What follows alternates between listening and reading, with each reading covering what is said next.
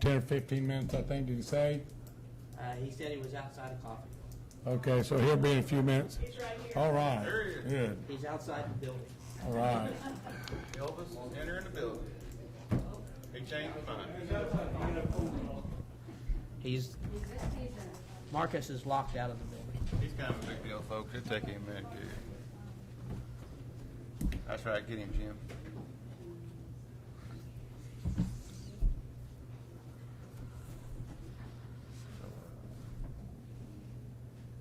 he gonna take pictures? Yeah, smile. Your face hasn't changed any.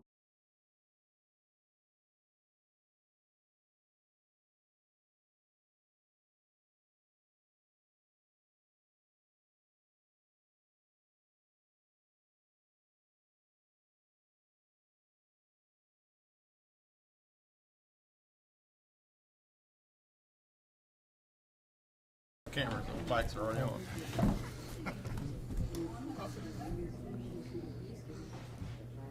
Saints. How you doing? Hi, You may just get back from Joplin. Branson. Okay, we're going to officially start the meeting. You might want to make sure your cell phones are turned off. As most of you know, we generally start about 6:30, but I don't really understand why or what we did, but are we moving them up to 6 all the time now, or just for this meeting? Because we had so much to do this meeting. There you go. My fault. We've called to order. Margie Miller was supposed to give the invitation, and we have a visitor, our friend Margie Day, that I'd like to invite to give a quick prayer for the city. And after we do that, we're going to stand. Margie, if you come up to the front mic here. Now, I just put her on the spot. This wasn't planned, but I didn't feel like I was prepared, and I feel like she might be a little more prepared than I am. Welcome to Coffeyville. And then after the Because prayer, I'm we'll praying give... the card today. Yomi. Okay. And We can give you a ride home if you'd like to. after the prayer, we'll say pledge allegiance to the flag.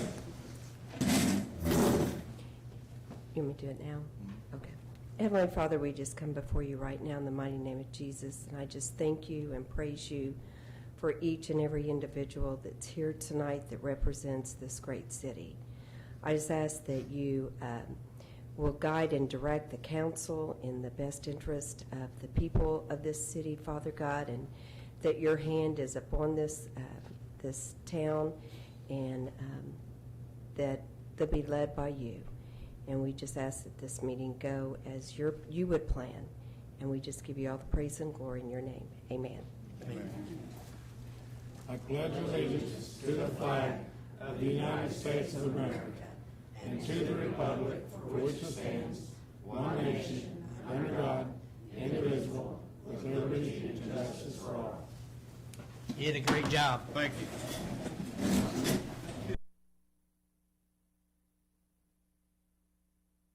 Okay, we've got next item is the consent agenda.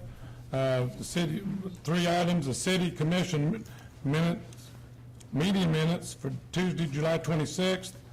Then the 2016 appropriation ordinance number AO-16-15.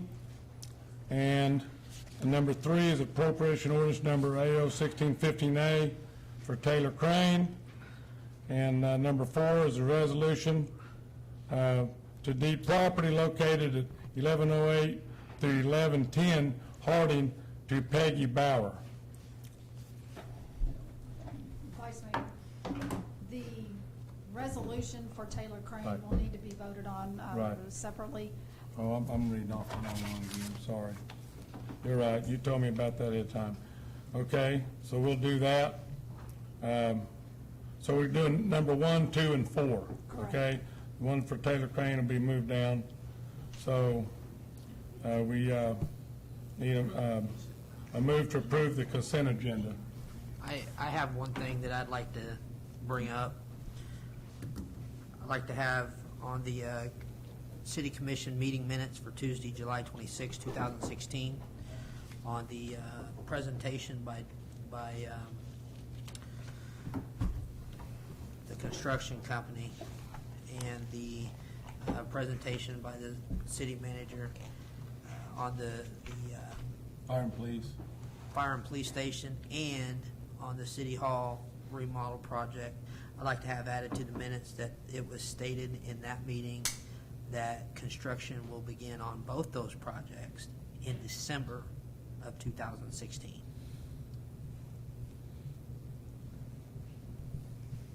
By December, not a date, just by By December December of 2016. of 2016. And that's a correct statement if I recall.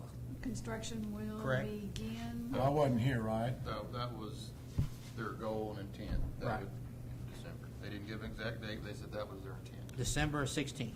So it's our goal to start. That's what they think, everything, when I say they, it's, Was that discussed in the last meeting? yes, sir. Yes. Okay, and I wasn't here. Okay, good. And that statement should be credited to, Kendall Francis. okay. Okay, looking for a move to approve, we need to move to approve the consent agenda. Need a motion. I moved to approve the consent agenda with the exception of adding those particular items that I mentioned. Second. Motion was made by Commissioner Williams and seconded by Commissioner Martin to approve the consent agenda with changes. Commissioner Castler. Aye. Commissioner Martin. Aye. Commissioner Williams. Aye. Commissioner Taylor. Aye. Okay, number 3 was the ordinance, appropriation ordinance for Taylor Crane for $200. Need a motion and, Move to approve appropriation ordinance AO-16-15A to Taylor Crane for $200. Second. Motion was made by Commissioner Williams and seconded by Commissioner Martin to approve appropriation ordinance number AO-16-15A. Commissioner Williams. Aye. Commissioner Martin. Aye. Commissioner Castler. Aye. Commissioner Taylor. abstain.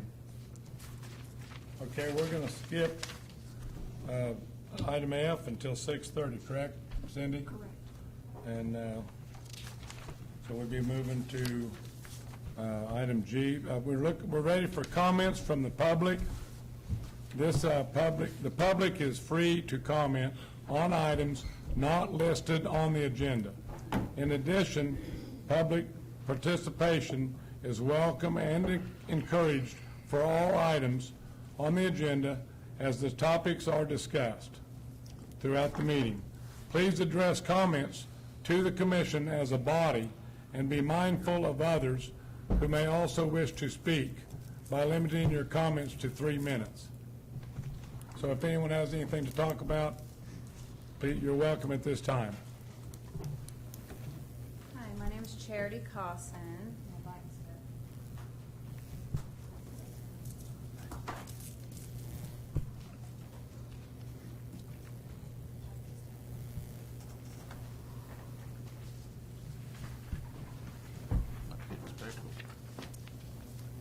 My name's Charity Cawson. I'm with City on a Hill. I most recently ran a 30-bed inpatient treatment facility in Wichita. I recognize the need for substance abuse inpatient services in eastern Kansas, so I partnered with City on a Hill to start a 501c3 nonprofit facility in Sedan, Kansas. This facility will house 8 women who are in need of the highest level of substance abuse treatment services. We are faith-based and our curriculum does reflect our Christian beliefs. Currently, City on a Hill has 3 other locations. If you'll look at the printed out brochure I gave you guys, I ran out. And they would have had to drive 6 hours to give me more, so I just printed some out there. Their current locations are in western Kansas, Liberal, Garden City, and Marienthal, and those services include residential treatment, reintegration, outpatient services, peer-to-peer, a variety of things. City on a Hill is trying to bring treatment services into rural areas of Kansas where oftentimes they're neglected. We are a grassroots coalition, and though we will have funding from outside sources, we still have needs that are left unmet. Charity, allow me to interrupt you for a minute. Okay. What is your intent? My here intent today is to let you guys know what's happening Okay. in the places around you. Currently, there are not any inpatient treatment facilities in this area, and so I wanted to make you guys aware that we are opening this up. Also, I wanted to ask for help financially, whatever you guys are able Okay. to help with. I assumed it was something like that. I just wanted to get that. Thank you, Charity. Yes, Go ahead. No problem. So, yes, we need more financial help, especially in the beginning stages of opening up a facility and not yet having money come in. If you'll look at the statement of earnings with me, treatment services incomes, that's the funding that we will receive from Medicaid, the state of Kansas, SB 123, Department of Corrections for nonviolent felony drug offenses. Also grants and money we get from that is on there. And if you'll notice the city and county funding. Currently, City on a Hill gets help from 13 to 14 surrounding cities and counties out in western Kansas. So my mission right now is to go around to all of my surrounding cities and counties to ask for some help as well. If you'll look, that's the help that we get from those places, and then at the bottom, net income is still a negative amount. Could you imagine what it would look like if we didn't have help from those places? I currently do not have a statement of earnings for Sedan location because we're brand new.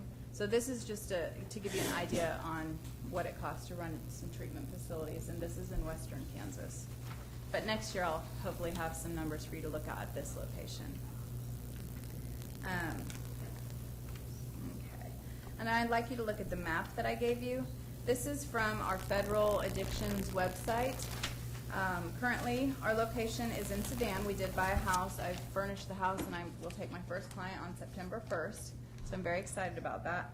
But I've gone out, our target area is 50 miles within that. We will serve women from all over Kansas, but our target women are the ones within 50 miles of our facility. The little pink dots on there are the current treatment facilities in this area. And there only one of those, the one in Winfield, is an inpatient treatment facility. Why we differ is that we are faith-based. We only have women. We have an array of funding sources that we will use, and there aren't any in this radius that serve the population that we do. So what we can bring to the community, though, is we can bring employment opportunities to residents of the community and surrounding communities, oftentimes being full-time employment that includes health insurance paid for at 100% by City on a Hill. We also help the local economy by utilizing local services such as groceries, maintenance for the vehicles. We do intend to buy some bucket calves, and I am going to come to Coffeyville for that. I've heard that you guys have auctions here. But veterinary fees, local mental health services, which we are collaborating with 4 County Mental Health to use their services, as we will hopefully be able to help their clients as well with some inpatient treatment. They will be doing volunteer work. So if you guys have needs in your community that, clean up or whatever, some of these women do need community service hours, and sometimes they just like to help and give back. So there are many people affected by addiction, either personally or a family member, and there's not a lot of services out there for them. Unfortunately, there's not many inpatient treatment facilities in Kansas, and there's not many for women. I think there's 3. And so we are just wanting to come and give back and help these women so that our communities can be stronger. If you guys have heard the saying, it takes a village to raise a child, we believe that it takes surrounding cities and communities and counties to come together and help an organization get started to help people. Any questions? Okay, Charity, we're really running out of time a little bit. I don't want to cut you short or anything, but in brief or in summary, how do cities get involved in helping you? What's the next step? Well, the next step is you guys talk about it and see what you can help with. I understand that you probably already have this year's budget. I know I'm late in the year. And so really I just wanted to get our name out there, let you guys know what we were doing. And I will be back next year, so if you'll keep me in mind. If it's already too late, I understand. You guys can also make donations. The community can make donations. The website on there is where they can go to do that. And so I just wanted to let you guys know what was going on. Charity, thank you. Thank you for your service, and we'll think about this and see you next year, I'm sure. Okay, I will follow up through email. Thank you guys so much. Thank you. Thank you. Stephanie, would she fall under the tax fund deal? The liquor tax? Yeah. Absolutely. Okay. Yeah. questions. Thank you guys so much for hearing me. Thanks again, Charity. Margie, as you can see, we already started, so we appreciate you showing up. I don't think we're going to be starting at 6 anymore from now on, but there was a little confusion on it. Thank you for coming in anyway. I just want to say thanks, Margie. Okay, any other comments from the public? We got one more right here. Okay. See, it's Bill Brash, from the bowling alley, Yes, West Side Lanes. West Side Lanes. Yeah, I want to bring your attention is my electric bill has more than doubled on the demand meter.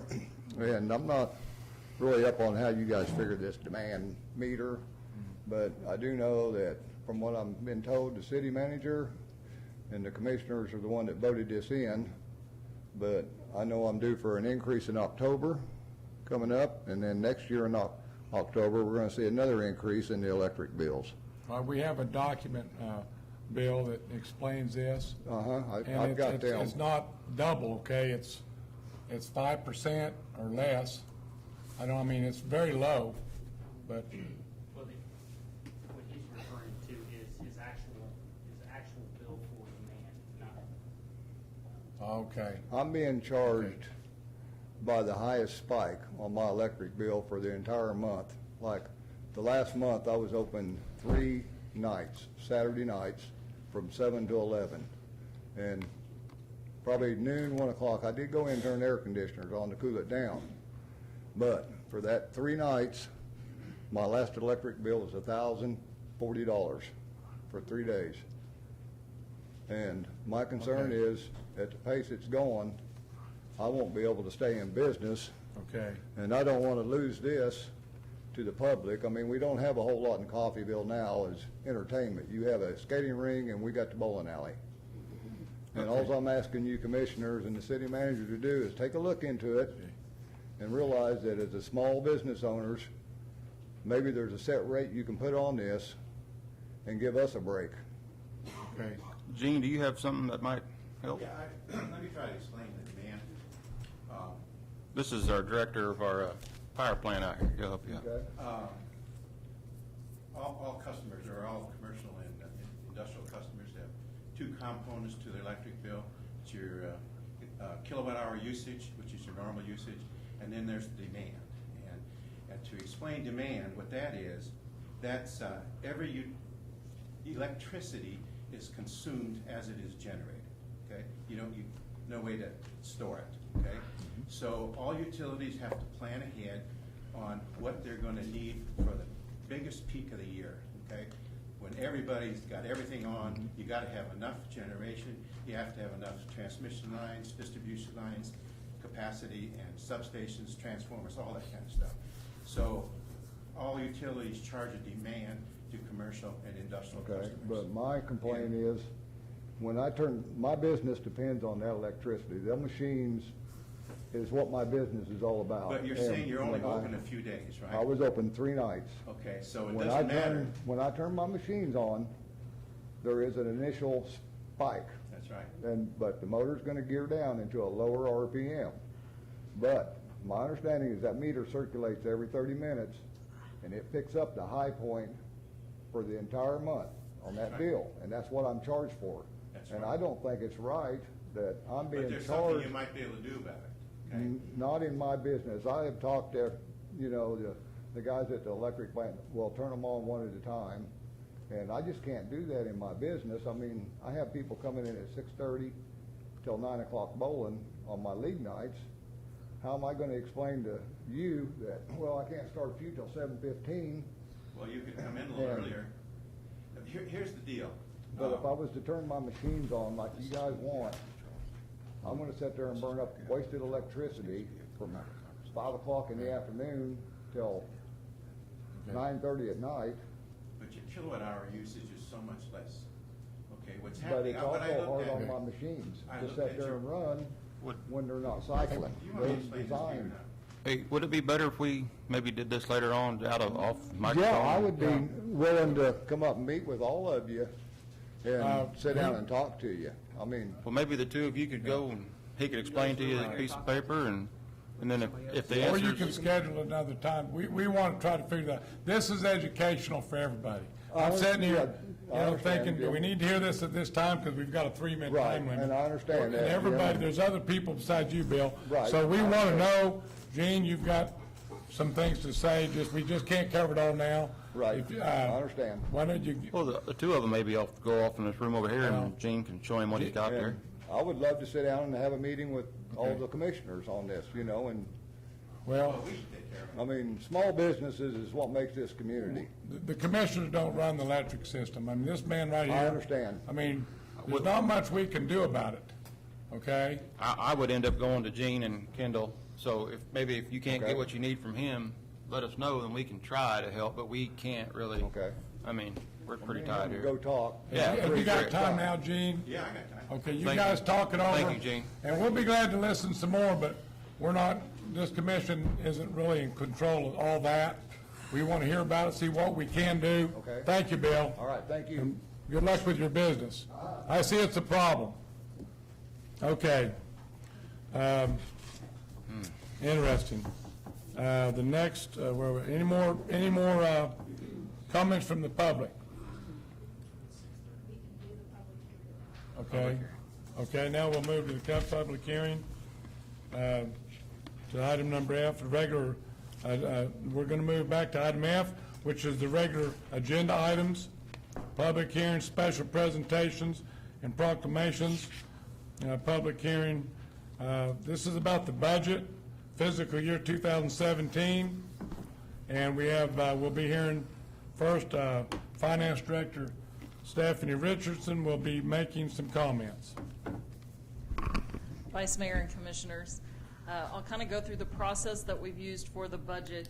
We did have public work sessions with the commissioners on July 11th and 12th. We set our public budget hearing for tonight's meeting during our July 26th meeting, and we've published the budget that we had talked about in our July meetings. We published that in the Coffeyville Journal on August 6th to meet the 10-day requirement by state statute in order to have our public hearing this evening. Our current budget is $91,719,543. That's levying $2,555,451 in taxes. That is a 4.258 mil increase over what we had last year. When you talk dollars, that equates to 312,254 tax dollars over what we've levied last year. We did have a increase in our assessed valuation. Our assessed valuation went from $48,921,000 up to $50,232,000. When you take that adjustment into account, had we levied the same mill levy that we had last year, our current levy would have been a $212,000 increase. You mean if the assessed values were the same, right? If the mill levy stayed the same and our assessed value went up this year, then we would have been this increase amounts to $212,000 additional. If you have any questions, I'd be glad to answer those. We are required to hold a public hearing this evening and then take a vote on the budget, and then I will need to submit the approved budget to the county by August 25th. And we also will be publishing a notice of vote in the newspaper as well. Okay. Any questions? I had one call from somebody today, and the question was, why is the mill levy going up? And Stephanie, I told you I wanted to talk to you before this meeting. I forgot, and I was going to kind of get briefed on this a little bit, but I feel like the public I'm hearing and understand our county has a pretty good mill levy raise. I understand the college has one, the school district has one, okay?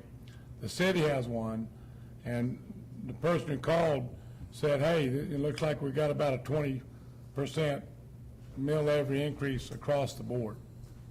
And I think we should take this opportunity to TV land and everybody to explain to them why we had to do this, what's going on. I know we had the swimming pool. What are some, through Stephanie and staff, what are some of the, 3 or 4 major deals that created this 5 mil levy? If I was half smart, I'd be able to tell you what it was. I know some of them, but I need somebody a little more educated on this, like you, Stephanie, to tell the public, what is that about? This $312,000, 5 mil levy, why? In a nutshell, can you, City Manager? Yeah, Vice Mayor, first, let me correct. I don't believe that USD 445 had a mill levy increase. Okay, so well- I don't want to falsely Okay. put that out Well, there. this caller threw out some numbers, and it's going up, the overall package is up.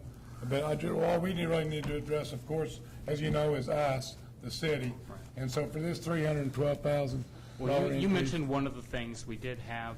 We have substantial repairs that need to be made at the Aquatic Center, which we were initially taking that money from reserves.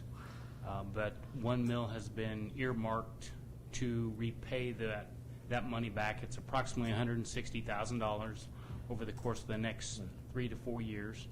So 1 mil of the 4.25. Correct. 25% of it's because of the pool.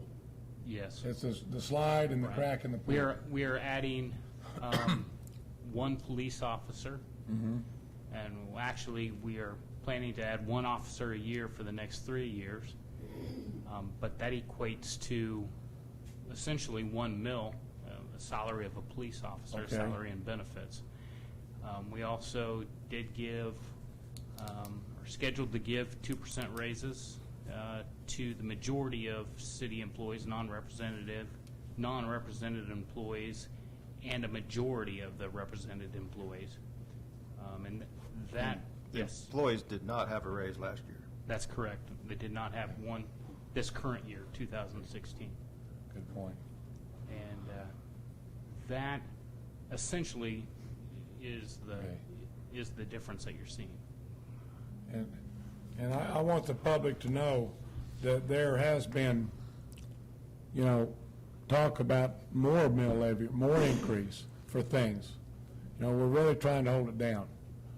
I just feel from sitting through the meetings, we could have raised it more, but we just did the best we could. Absolutely. I felt that. If we were to do every department's wish list, it would have been substantial, but we prioritized, and we thought we presented a pretty reasonable budget that is going to allow us to accomplish the things that we need to get done and still hold the mill, in check. Okay. We were lowest of the That's correct. cities and county. Correct.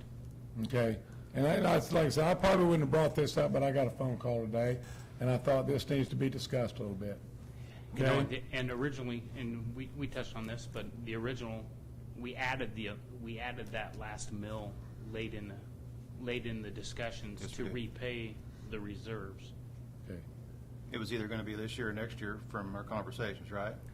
We needed to make the repairs immediately, or plan to make the repairs immediately, have them scheduled so that the Aquatic Center could open next year. At some point, if we didn't make the repairs, the slide was going to be, It would have not have been available next year. yeah. So, we didn't do anything. We needed to make the repairs, but like I said, we've taken the money from reserves, and we are choosing to refund the reserves over a period of about 3 years. Okay, I don't know if I made it clear a while ago, I didn't read right off of it, but this meeting, this hearing is now open for any comments from the public, if anybody'd like to ask any questions or say anything.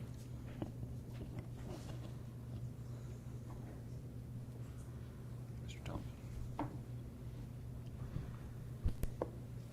Mr. Tommy Thompson, welcome. Commissioners, Mr. Thompson.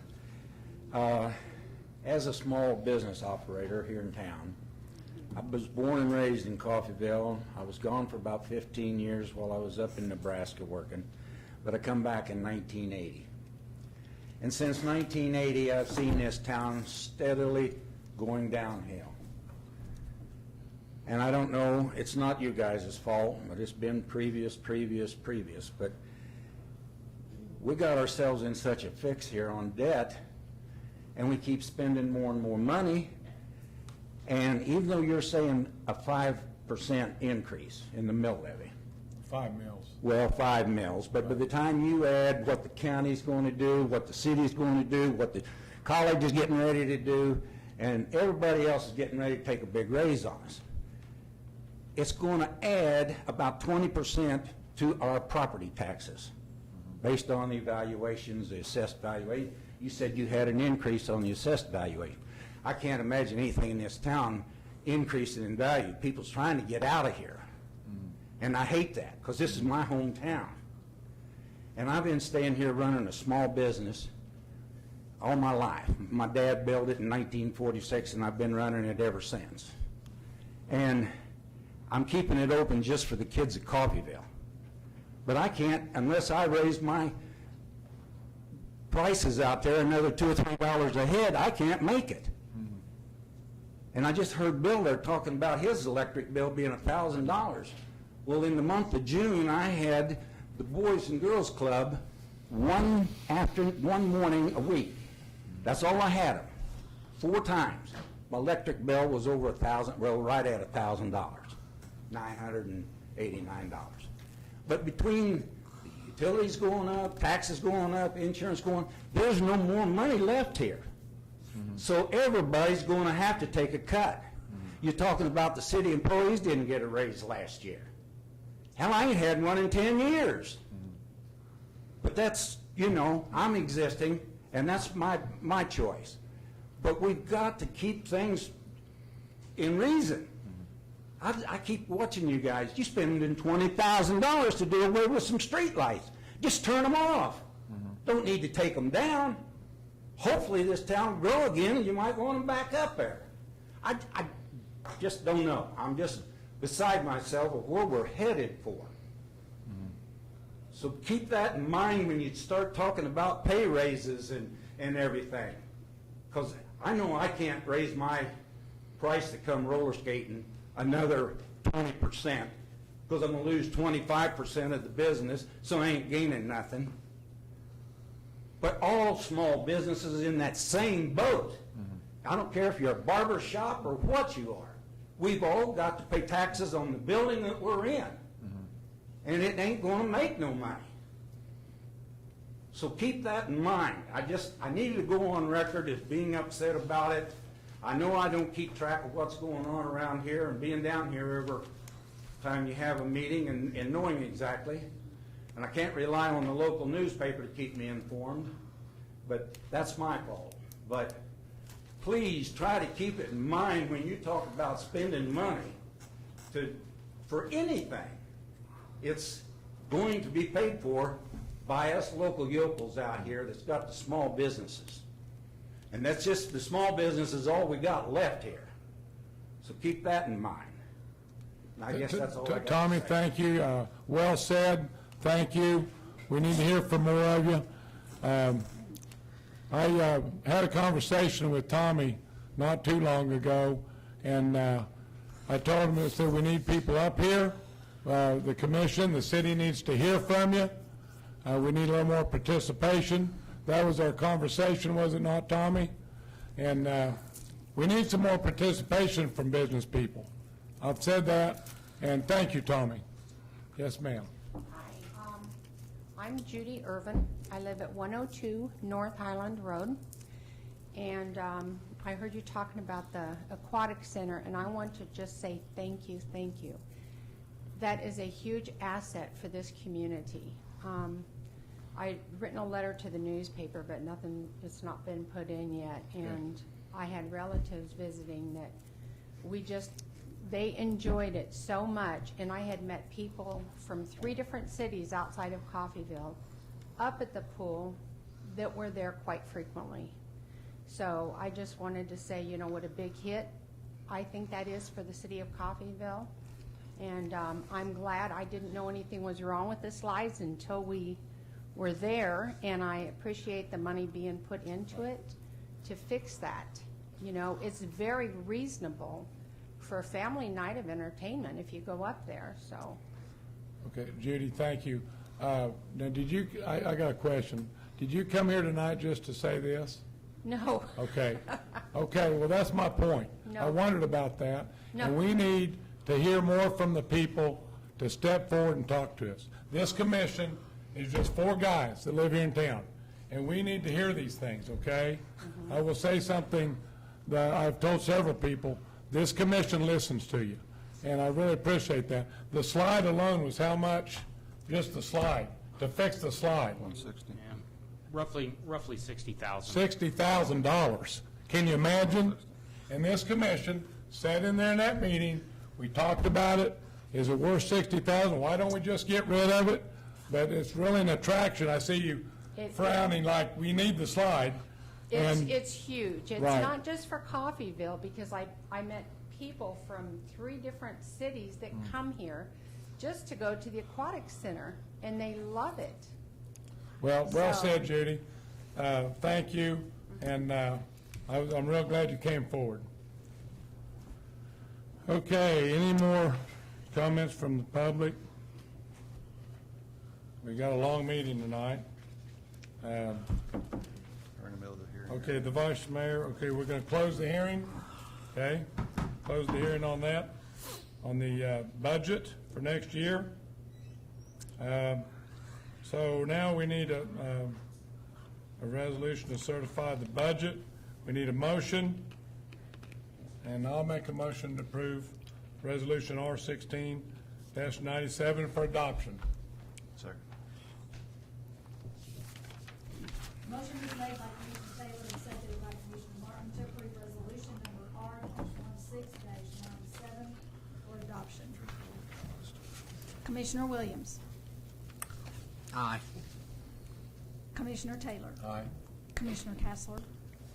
Aye. Commissioner Martin. Aye. Okay, new business. We have a resolution. The first item is resolution number R-16-90. It is a resolution to award a construction contract to Jeff Graham Construction for Wilshire Reconstruction Project, and engineering superintendent, Mr. Thomas Osborne, will make comments. Good evening, Vice Mayor, Commissioners. Last year, we were getting ready to start our surface seal project. Wilshire was on that list. We looked at it. The curb and gutters had completely failed, and so there was no way we could do it. We promised them then, when we pulled their name off, that we were looking into what other options and what we needed to do. This is that project. The project consists of tearing out approximately 5 feet on both sides of the street, all the way from Fairway up to First. Replacing that will bring concrete up to 2 inches below the existing surface, and then we're planning to mill the center down and do a 2-inch overlay over the entire street project. So it'll basically be a brand new street. We bid this on July 7th. We received 2 bids. The low bidder was Jeff Graham Construction with $370,000. $98.75. This was within our budget to go ahead and do and so we're here tonight recommending to have that project awarded to Jeff Graham Construction for construction. Be happy to answer any questions. Okay, what was the next bid? The next bid was Bryant & Bryant Construction for $423,524. Okay, so Jeff Graham, our local contractor. The other one wasn't local, was he? That's correct. So Jeff Graham, our local contractor, which most of us know, saved the city about $53,000. Thank you, Jeff, and his crews. Go ahead, if you would. Is that it? Yeah, that's it. Okay, any questions? No, sir. Okay. Anyone want to make a move we need a motion to approve that resolution, R-16-90? I'll make a motion.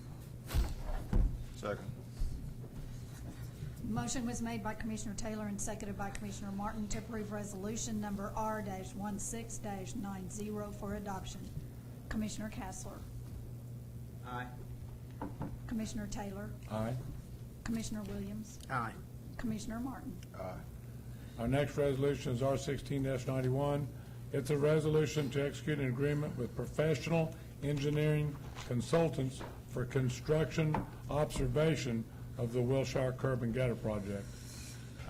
Again, Thomas Osborne will make comments. Thank you again.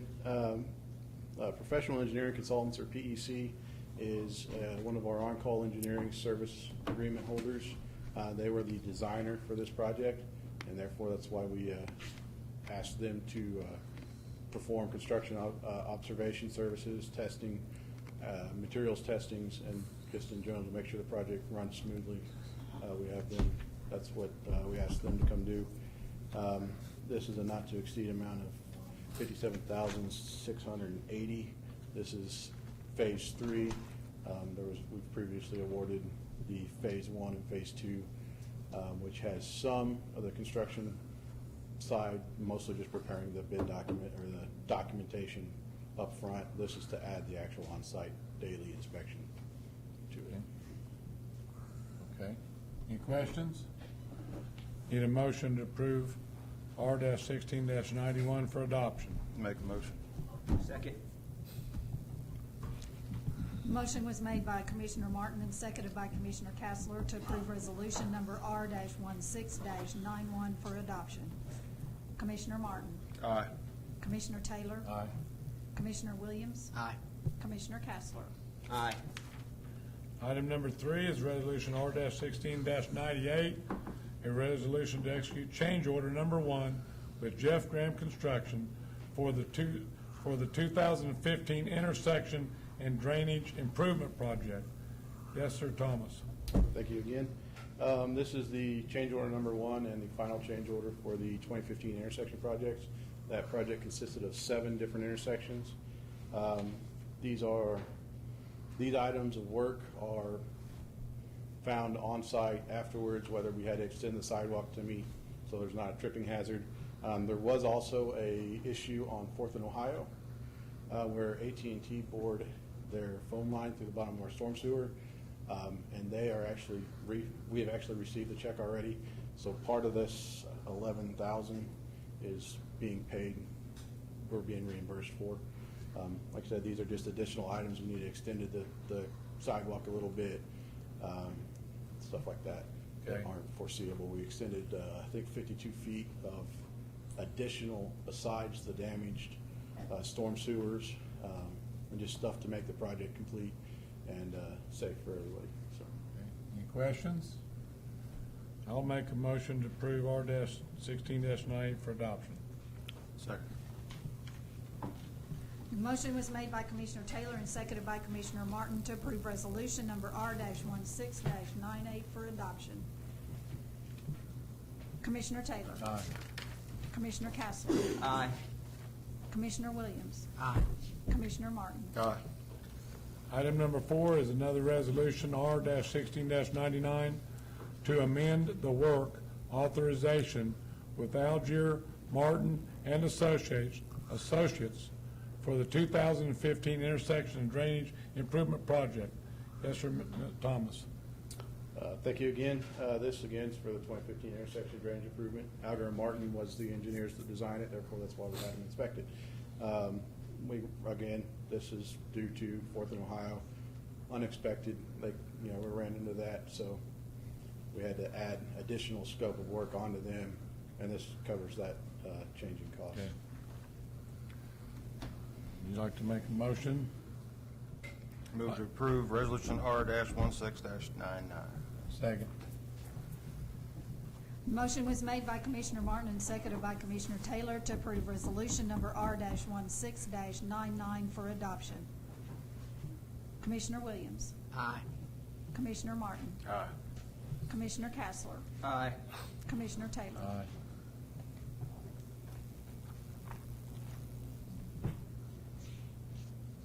Aye. Then item number 6 is number 5. A resolution to execute supplemental agreement number 1 with Algeo Martin Associates for the 2016 through 17 Clink project. Thomas will make comments again. Thank you again. The Clink project is what the KDOT matching funds on the highway. We were awarded a 2017 Clink grant, and then we combine that to a single grant.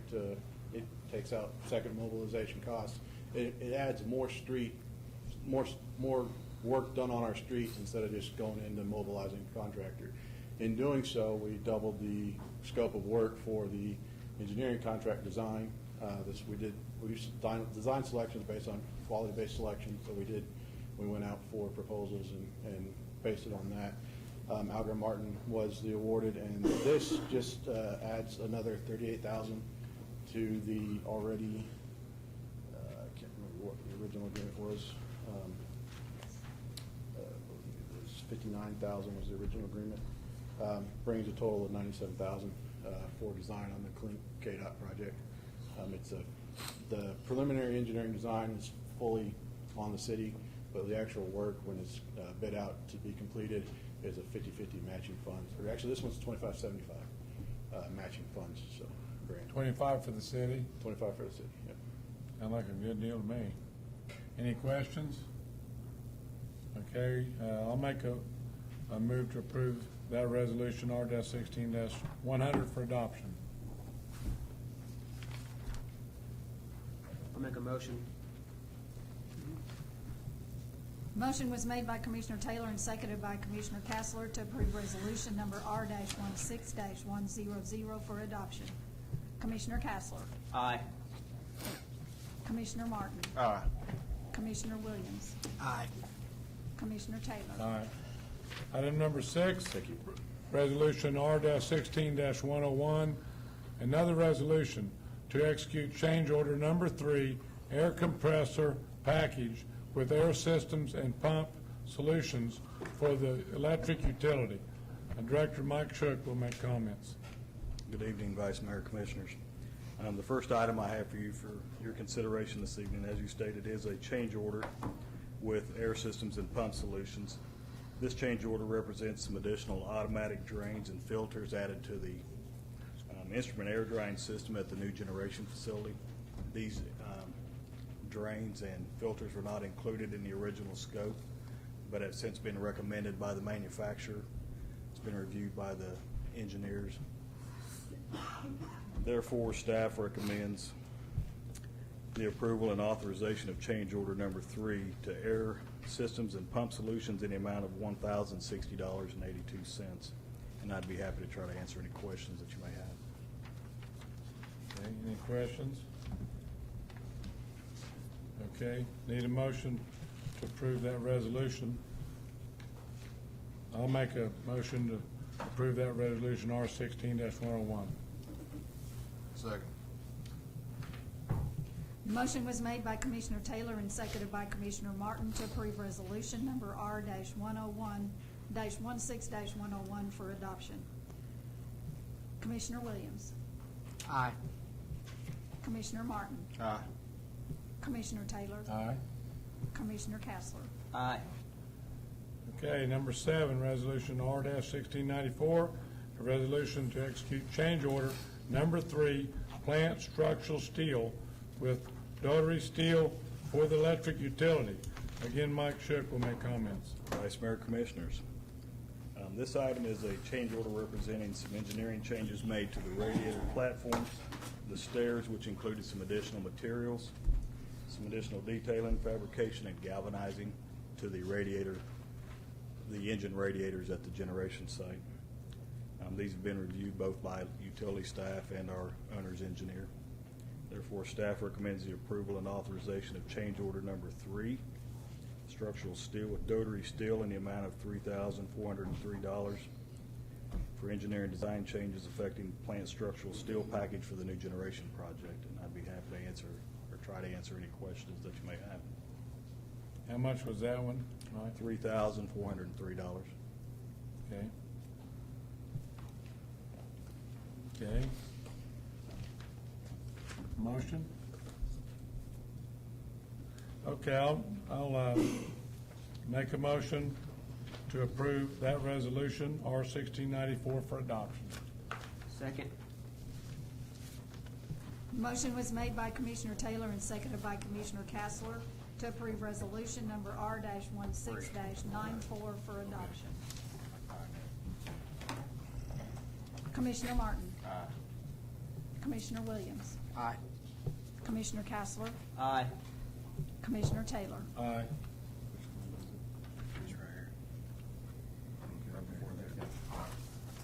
Okay, item number 8 is a resolution R-16-95, a resolution to execute change order number 2, shop fab tanks with industry group for the electric utility. Again, Mike Shook will make comments. Vice Mayor, Commissioners, this change order is a deductive change order. We're basically getting some money back. This is for the shop fab tanks, as you indicated. These are 3 steel tanks that were engineered and built for lube oil and urea at the new generation site. We had to make modifications to the handrails to maintain OSHA compliance. I brought this to you several months previously. The changes and modifications were made by our mechanical installation contractor. We're now back charging the manufacturer of the tanks, and we'll get a deductive change from them and get credit for that. Okay. Therefore, staff recommends the approval and authorization of change order number 2 to United Industries Group in the amount of $3,431.25. And I'd be happy to try to answer any questions you might have. How much money's coming back? Pardon me? How much money's coming back, out of curiosity? On this change order? 3,000? $3,421.25. Okay, good. Okay, any questions? Need a motion? Make a motion, approve R-16-95. I'll second. My glasses on. Motion was made by Commissioner Martin and seconded by Commissioner Taylor to approve resolution number R-16-95 for adoption. Commissioner Taylor. Aye. Commissioner Castler. Aye. Commissioner Williams. Aye. Commissioner Martin. Aye. Item number 9 is a resolution R-16-102, a resolution to execute change order number 5, electrical installation with CCC Group for the electric utility. Again, Mike Shipp. Vice Mayor, Commissioners, this change order represents some engineering changes and design changes based on final vendor equipment, including some additional wiring, termination of control wiring to the air handlers, the vent fans, tying into the fire design system, and some additional instrumentation to the selective catalyst reduction system, the SCR system, which is basically, it filters out all the bad gases before it goes out the stack. And some temperature indication on the radiator coolant lines. Staff is recommending the approval and authorization of change order number 5 to CCC Group, electrical installation contractor, in the amount of $73,953.46 for the new generation project. And I'd be happy to try to answer any questions that you may have. Mike, that's kind of a big one. Can you explain a little bit about it? I can. About 60,000 of this is just not only equipment, additional equipment and wiring and termination, but it's a large part of it's labor also. We had to purchase some additional transmitters and then the associated wiring with that, and then the installation of this. This is one of the larger change orders that we've had, but we've been really pleased with CCC. They've been so far ahead of schedule on the project. I mean, they're just we couldn't have selected a better electrical contractor for the project. That's good to hear, Mike. When we get done with this next resolution, I have a couple questions for you. Yes, sir. But, okay, and without any questions, we'll need a motion. I'll make a motion to approve R-16-102 for adoption. Second.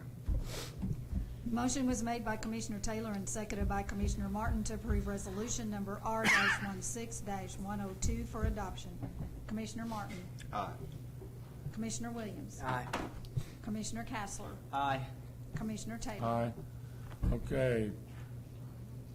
Item number 10, Resolution R16-103, a resolution to execute change order number 4, mechanical installation with 8760 Service Group for the electric utility. Again, Electric Utility Deputy Director Mike Shook will make comments. Vice Mayor, Commissioners, this is the last one on the agenda from me anyway this evening. This is a change order representing some engineering design changes, which also includes a deductive change order, but the sum of that is a positive change order in the amount of $17,749. Some of the items that this is inclusive of is removal of some flanges on radiator piping, an additional pad for the fire pump skid, and a credit for changes in reducer sizes.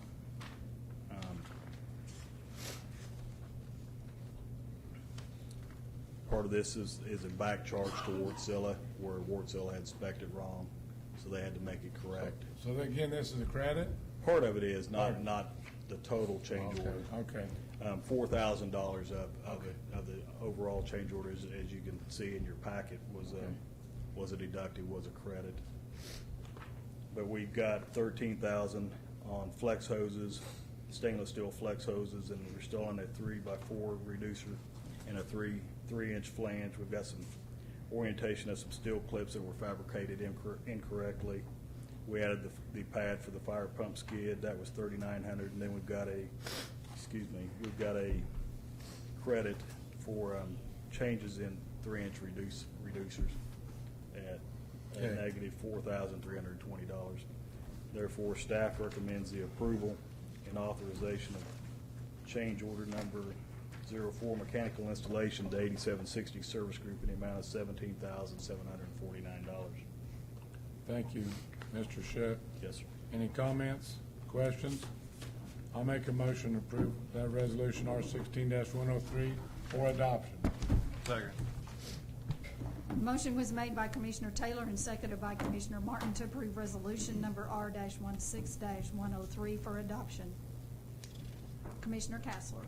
Aye. Commissioner Martin. Aye. Commissioner Taylor. Aye. Commissioner Williams. Aye. Okay, before we go to item number, Hold on just a second. While we're still going on this subject, now after we've done all that, two things, questions. Time frame and budget.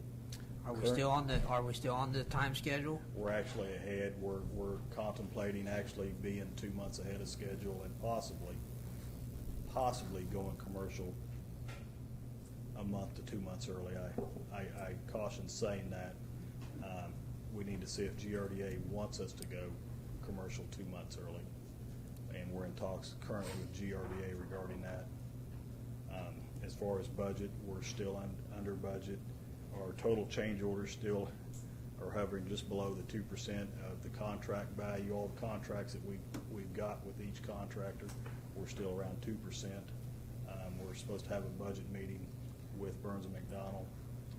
It was scheduled for this week. We're not going to be able to make it, so probably the week after, and I'll have a better idea, and I'll come back to the commission and give you a little more detailed update of the project budget. But we're still under budget currently. Yes.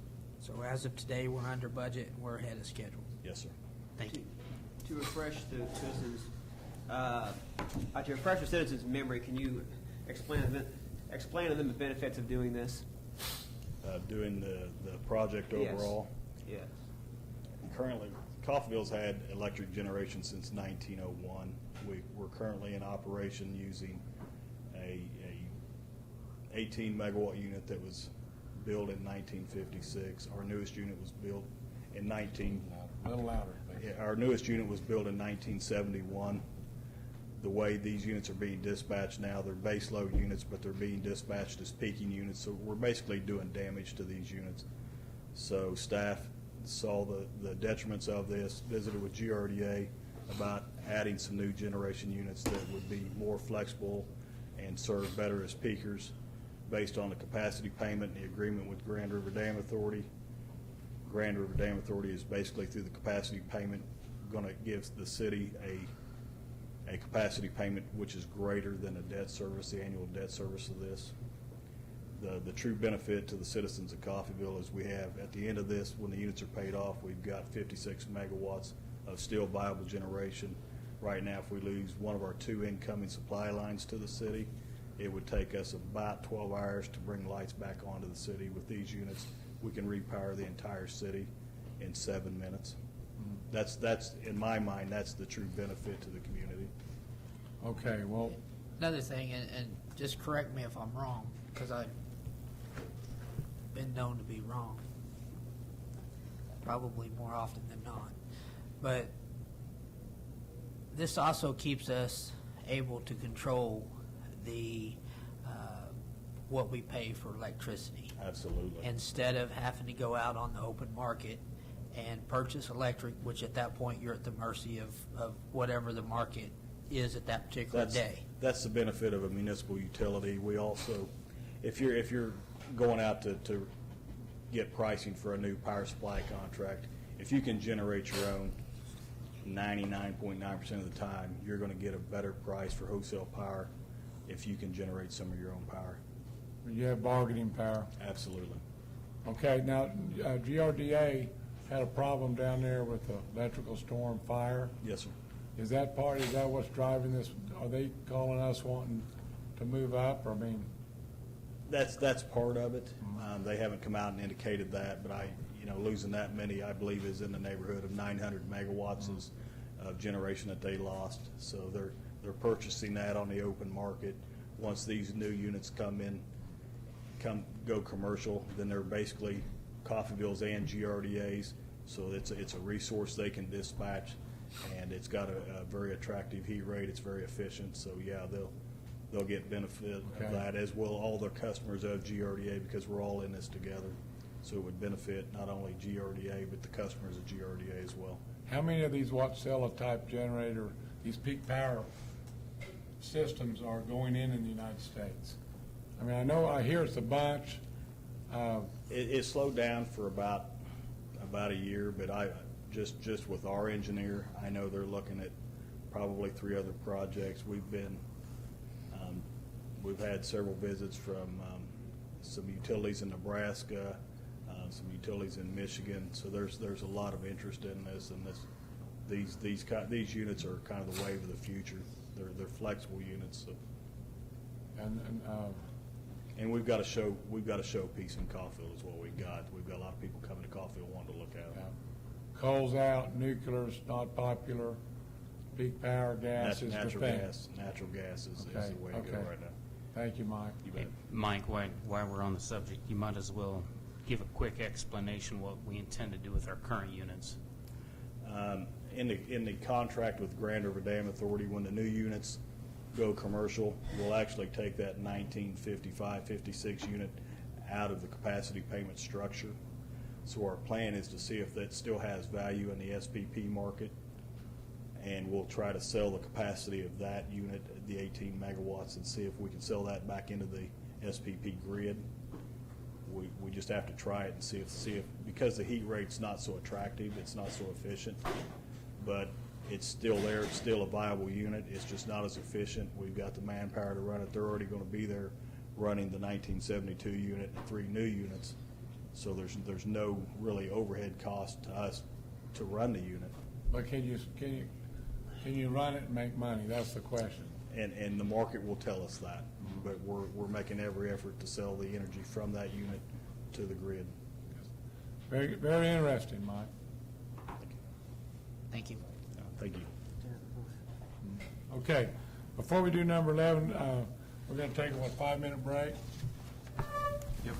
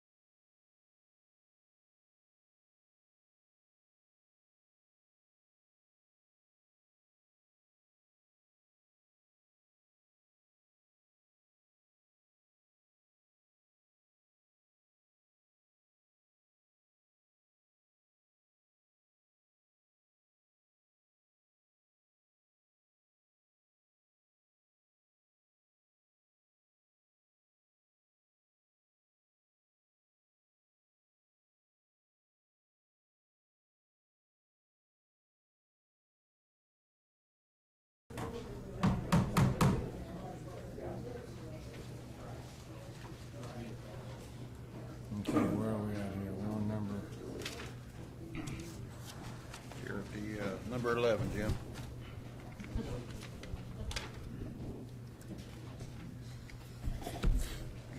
okay, we're at item, meeting's back to order.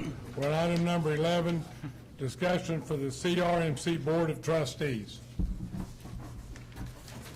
Vice Mayor and Commissioners, at our July 12th meeting, you asked that we bring this back before you at our next meeting, which was scheduled to be the 26th of July, and because of absences, we have postponed it until tonight, so we're bringing it back to you again for discussion. Okay. Just kind of to bring you up to speed, a couple of the issues that not only do we have a vacancy on the Board of Trustees, that's what started all of this discussion, but we're also, there's some questions about the ability of a Board of Trustee being able to serve as a Board of Director. Currently, there are 4 Board of Trustee members who also serve as Board of Directors. And there was also some discussion on your part about possibly appointing some kind of representation, whether it be an ex officio, to that board as well. So that's kind of where we are, and look to you guys to proceed. I presented you to the point on serving on both boards. I presented you the Articles of Incorporation for the CRMC Inc., and it states that it was their intent at the time that 3 members of the Board of Trustees would be able to serve as Board of Directors. Currently, we have 4. So, and I would assume that it would be their pleasure to change that as you see fit, or to leave it alone. Okay. Where are we at with the tax money issue? That's completely separate. Okay. Completely separate. And I think it was decided that once we have a full commission, Okay. that we would Okay. bring that Okay. that back. Sounds logical. Okay. Well, any discussion about that, commissioners? You guys know my thoughts on it. I've made them public. If you guys have anything you want to talk about, What were your thoughts on it? Because I don't, well, I put it in the paper, okay? Well, It's I in the don't- Coffee Journal. I don't get the paper, Chief. Okay. I don't remember Well, what you I wish said. I had it to read it, but basically, But that was more towards the tax issue, correct? no. No, I said I think we ought to let them run the thing. They're doing a great job. Okay. I don't see any problems with making any changes. Okay. And maybe I'm a little ignorant, because it's a little over my head, okay? I mean, they were up here several times, talked to us several times, there've been lots of meetings. I think we have the greatest hospital some little town like ours could have. I think they're doing a great job. If you guys want to make some changes, talk about it. I don't see any need to make any changes. And I absolutely agree with you, with the exception that this is their articles of incorporation. Correct. Are they not in violation of their own articles of incorporation, according to what they got written here? Did they not exceed their number of people? If they got 4 and it says 3 here, they are. Am I not reading that correctly? That would be my interpretation. Well, I was I asking would- Paul his interpretation because he's our legal counsel. Well, it says a minimum of 4 shall be residents in the city, and 3 of those shall be from the Board of Trustees. Okay, so your legal interpretation of that is that there should only be 3 people on the Board of Trustee, or the Board of Directors that are from the Board of Trustees? Yes, if you base it solely on this document, Okay, yes, okay. But this document is what CRMC wrote, correct? so far as I know. This is not a document that was written by the city of Coffeyville or anybody associated with the city of Coffeyville. Okay. So that's where I think the conflict lies, is that when we're provided this information, that, I just think that perhaps right now, that we should follow Jim's advice, and they're doing a wonderful job of running it, but they also need to comply with the stuff that they wrote themselves. They have not done that. I would like to make sure we had a lot more communication, or better communication than what we've had. I've heard people that have come up here that say there was changing the guard, and maybe they, it's got lost in the shuffle. Well, I'd like to make sure that we don't get lost in the shuffle again. It's I can important speak a for the little whole to that. community to know what's going on. The community is now vested, has been vested in the hospital, Right. very much so. Since the last time we met, I have met with Mark Woodring and Dean Omar, and we have, as a group, have decided that we would start meeting monthly. Those two, myself and Stephanie Richardson, would meet for lunch monthly, just to make sure that we were staying in touch and understanding, the needs of each entity. And so that's one step, and we've also started looking at a date to have the annual meeting. We will reinstitute the annual meeting between all three boards, the Board of Directors, Board of Trustees, and the Board of Commissioners. And I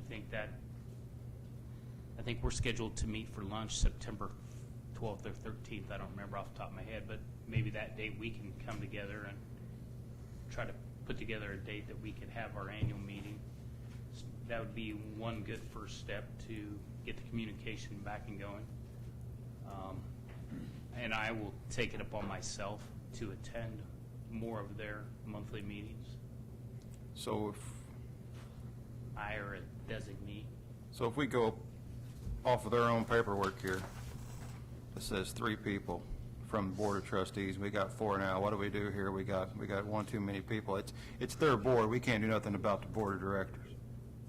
That's not ours, but the Board of Trustees is ours. So what do we? Well, they This have is been this doing, here is their problem. Right. They have been doing a good. Well, it's kind of our. I guess it's a little bit our problem, as it is our Board of Trustees, but maybe they could work it out among themselves as to who may be willing to step away from both roles. Well, if you can, one person can maintain a role on the Board of Directors and resign from the Board of Trustees. Correct. And they're still. And then we would have 2 openings on the Board of Trustees. Exactly. And we have currently, how many applicants, Cindy? We currently have 5 applicants for the Board of Trustees. So I think that would solve the problem. And the thing is I don't feel like this was an intentional kind of deal. I don't believe it was. It was just that some things slipped through the cracks. And in the meantime, it slipped through the cracks. It was brought to our attention when this vacancy was made on the Board of Trustees. Well, when it's brought to your attention, you pretty much have to address it. Otherwise, you're being negligent in your role as what you're sent up here to do. So, like I said, I don't think it's intentional. However, we would not be doing our prudent job if we didn't address it either. So I think that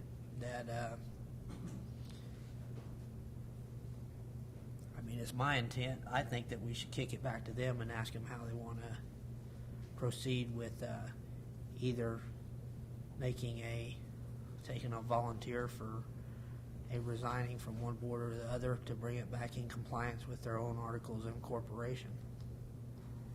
Okay. Go along with that. If I could interject, I think that's already happened. I was looking for some minutes, but I think we addressed that at the last meeting. Okay. Okay. Well, if and I'm sorry, but I didn't hear because you addressed us from away from the microphone, but I'm trying to grasp what you said. So that's already happened? I believe so. Okay. So Did, There has been, we've been going through the articles as well in our last meeting, and I'm not sure offhand, I haven't received the minutes yet, or I'm not finding them in my email right now, but I believe that issue, as far as the number of trustees serving as directors also, has been addressed Okay. already. and that was, I'm sorry, go ahead. So somebody's going to resign, or we're going to go back to the 3 according to, Yeah, three trustees on the directors. So one's going to demote themselves down to... Yes. What was your question, Mark? I didn't hear that. I said one's going to demote themselves down from... Okay. Well, not really demote, but Well, for lack of a better Take a way of break. expressing it, yes. Well, and And, depending. and I would just, take, if I could add, I mean, I think that we are working very diligently, trying to make sure that those things that were missed, and it really was a result of, you have to keep in mind the person who was handling, making sure the city received all that information from our meetings, all those things. She had been there for, I don't know how long. She'd been there a long time with Jerry and also with John. And when she retired, we went through a temporary person, and then we brought in our full-time person who's now in that position. And she was unaware that emails were supposed to be sent to the city. And so that was another thing where, we all assumed everything was still going through like it had before. And so that was an oversight, and an unfortunate one, but it was not an intentional effort to, not provide information, I guess. And I think I included some information in my letter to the editor about that. You might want to go back and read it. The letter that Mark Woodland wrote. I mean, I think they're trying to fix that. That was my Yeah, comment. and I think, correct me if I'm wrong, but I think we have addressed those issues as far as sending emails and getting the minutes and those things over to the city. Now, this does bring up one point, and depending on how the issue has been addressed as far as serving on both boards, it is still the Board of Trustees is still answers to the commission, and the resignations need to be addressed to the city. I mean, this would be the second. Resignations from the Board of Trustees. Yeah, and if, in this case, if they have resigned, this would be the second one we've heard. They didn't Second. resign from the Board of Trustees. Okay, Yeah. so. but to his point, we just happened to hear about it. This has been my thing, the whole point is the communication, lack thereof. We've requested meetings, we've not got anywhere, and we still don't know who's resigned or what's going on or any of that. Well, Barb Kidwell resigned from the Board of Trustees. And you're on the Board of Trustees? Right. Okay. And Barb was also a director. And so she's still a director? No. Oh, she's resigned from both? Right. Oh, I see. Okay, I suppose the next question is, when would you like to bring the applicants back before you to make an appointment to the Board of Trustees? Next commission meeting. Well, if they've only got 3 now, I guess we can go ahead and get started, right? Yeah, like I said, we do have 5 applicants. Do you want to reopen the process, or would you like to take the 5 current applicants? And 2 of those, I think, are disqualified because you can only have 1 position on the board of directors. That's true. On the board of trustees. And I Well, think 2 of the applicants are positions. quite a bit of time's passed, do we want to open it, is there anything wrong with that, or? When did that close? Yeah, first week of July. Do you really We- think we'll we- get that many we- more? Brought them to you, but you chose to postpone. We may need to check with them to make certain that they're still interested, but to Paul's point, there are 2 that are physicians, so they would be automatically disqualified because we already have 1 physician. So that leaves us with 3. That leaves 3 applicants We if got they're all still. 2 openings. Well, I think we only have the one opening. The thing is here's what I'd suggest. Quite frankly, we don't know what happened at their meeting because we That's haven't true. seen we haven't seen their minutes. Not saying that you don't take that the wrong way, but yeah. Williams? Well, yeah, but really we don't know what all transpired there, and we don't know what all was discussed. So my suggestion would be is that we address the issue of the Board of Trustees after we receive their minutes from their last meeting. That way we can make a determination based upon what exactly happened and not based upon what we hear on the street. Well, I'm hardly on Our the next street. meeting Do is what? next.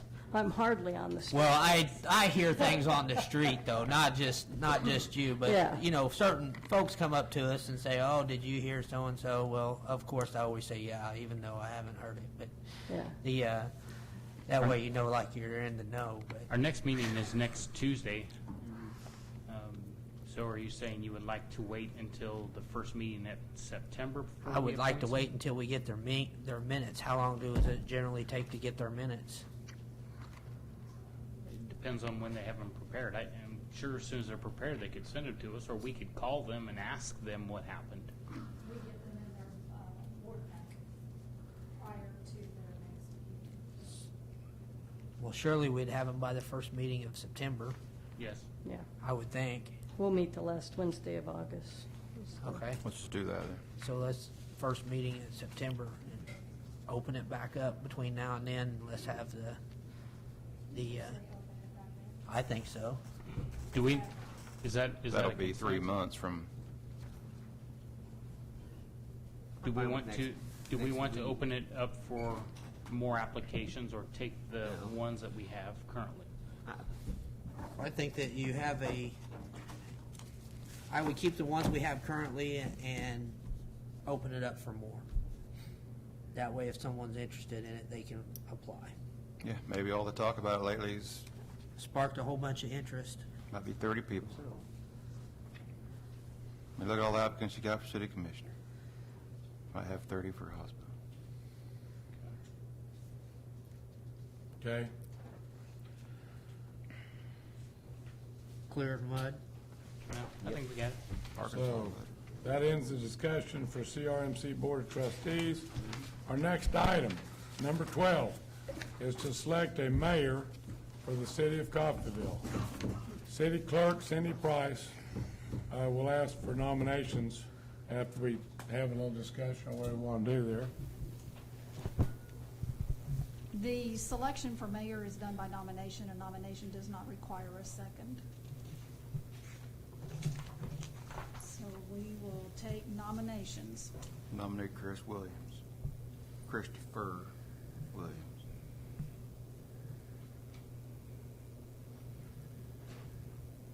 Is it Christopher? Are there other nominations? Whatever you want to call me. I'd open me. Okay, are you ready to vote? We'll cease the nominations. Did you accept the nomination?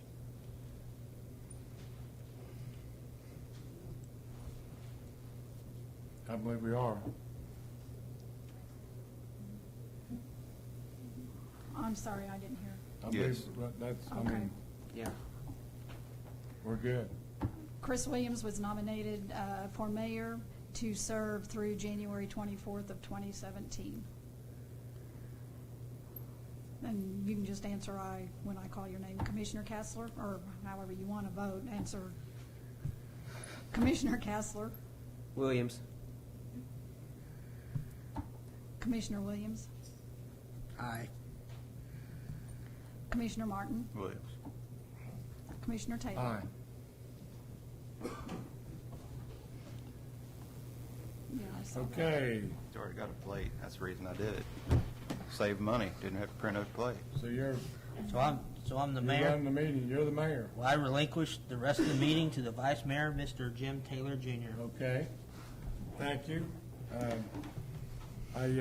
Being as we have a new mayor, I have a little gift, okay? This is the time I was gonna pass these out. Just take a minute. I have some signs made up. This one's for Deputy Williams. You'd show it to the crowd, please. This one is for Chum's Guns. You'd buy a firearm? Firearm? Anybody buy And one? We have a new one for the next commissioner, gonna be here in a minute.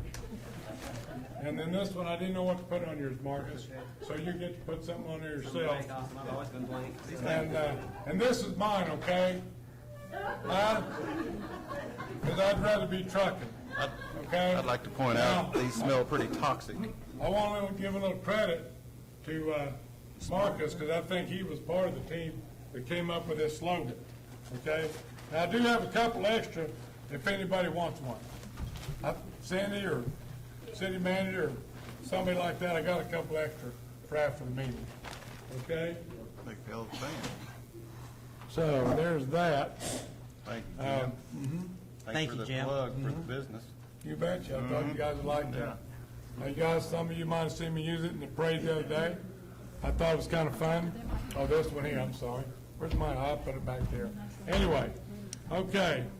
Gotta go to the next item. I've got a question about that next item when you get there. Okay.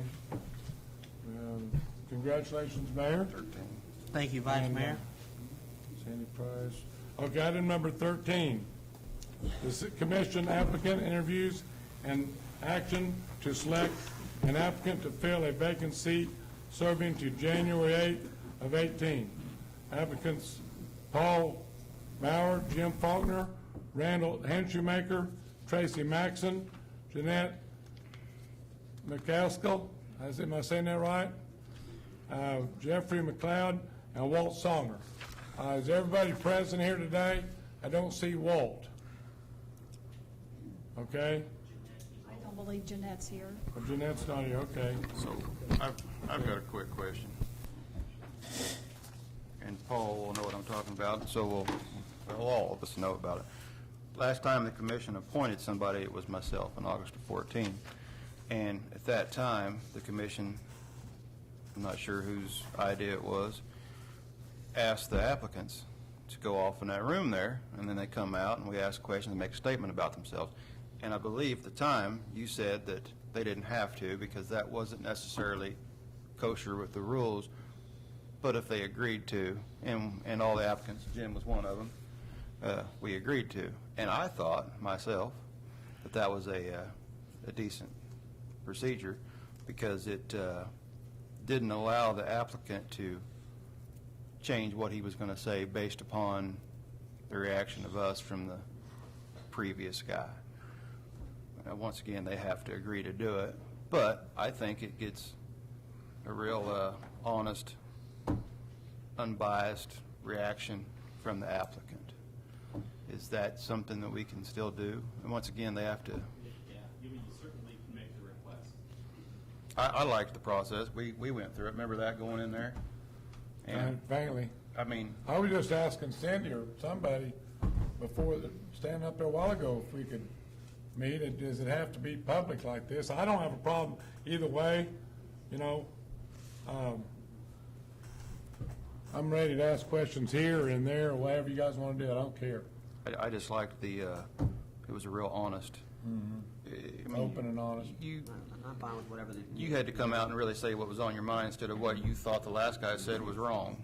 So. Well, I think the public has a right to hear some of it. I don't know how to do that, I don't know. Stream it. Yeah, they could stream it. We think we took their phones and radio silenced them out and put jammers on in there. I don't have any objection to going to the green room, the other applicants don't. Any of you other got objection to going in there? If you do, then we know that you're up to something. So. Is everybody okay with that? I'm fine with it. You I'm okay? fine with that. It was you guys' idea originally, so it wasn't even, it was probably your idea. You was on board at the time. Sure. You're running the meeting, I'm sorry. No, I'm, whatever you guys want to do. As long as the council says it's fine, I'm fine with it. I don't know. You know.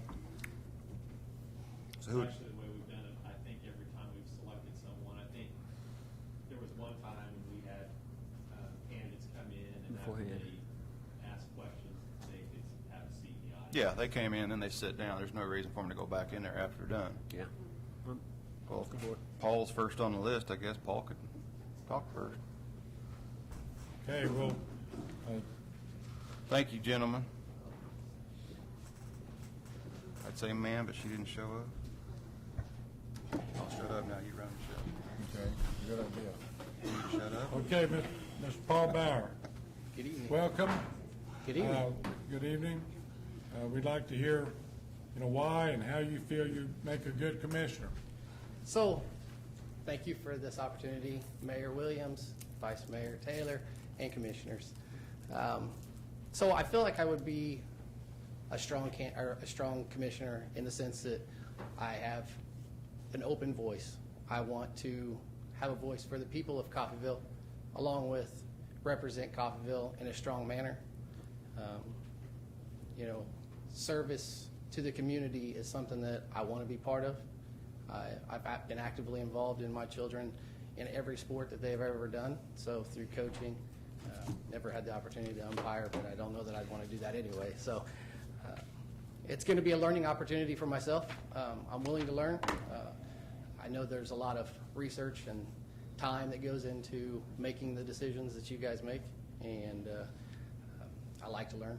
I have a master's degree in business, so I'm not someone that's afraid to put in the extra effort and time to do those things. So. Okay. It is time consuming. You don't see a problem being here? Nope. Okay, good. I don't see a problem. So I work at John Deere. Justin knows that. Been out there for 19 years. Been a lifelong resident of Coffeyville, 40 years old. So moved away a little while for college, but moved back, and this is my home. So I want to continue to make it a better place for my kids and myself. Paul, I noticed that I read your application, and one of the things said you have a managerial position out there. I do. Okay.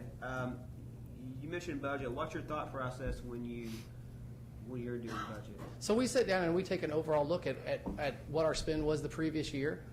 We spend a lot of money at John Deere, and I'm a purchasing supervisor. So when we go in and start looking at budgets for spend on our IM&S, which is our indirect material, that's where we buy a lot of our perishable tooling. So we have to go back and look at last year's and the year before that's budgets to see, kind of where we are at and how can we improve upon that. Is it buying a little bit more expensive tooling to save money in the long run because they last longer? It's things like that. We're trying to move forward. Big thing out there is continuous improvement. So we're always looking for opportunities to improve our processes and improve the way we do things. Whether it's faster, leaner, meaner. That's the biggest thing, and that's how we set our budgets by previous years. The ag economy is not booming right now, but our business stays pretty consistent out there year over year. So that's been to our advantage. I'll put it that way. Okay. You have kids, of course, you said. I do. When they get old enough, they got a great future, but what do you want to see for them in Coffeyville in 10 years? I want them to have an opportunity here. My oldest daughter is currently going to school. She graduated from CCC, and she's going to Bartlesville, and she's getting her 4-year degree over there right now. So, and then my 17-year-old daughter, Mackenzie, she is actually a senior in high school right now, and she's going to go to CCC for the next 2 years and then pursue. She wants to become a medical doctor. So, she has big aspirations, and I would love for her to come back to Coffeyville and pursue those. I don't know that that's something that she'll want to do, but I want to have the opportunity to be able to do that. And listening to the CRMC trustee information and things like that, Jim, I agree 100% that we have a great hospital in Coffeyville. We can just continue to build upon it. And have you ever had to make a decision on your job that was not popular? That's one of the things that's going to be hard about this job, is to make a decision that's not going to be popular. Yeah, being in supervision and management at John Deere is you have to make decisions that aren't always popular with the people that work for you or around you. I can give you specific examples, but yes, I mean, it doesn't happen on a daily basis, but yes, we encounter those, and you deal with the difficult situation as they come along. They happen, and I think the overall perspective is you figure out a way to work through those problems, because there's a solution to it.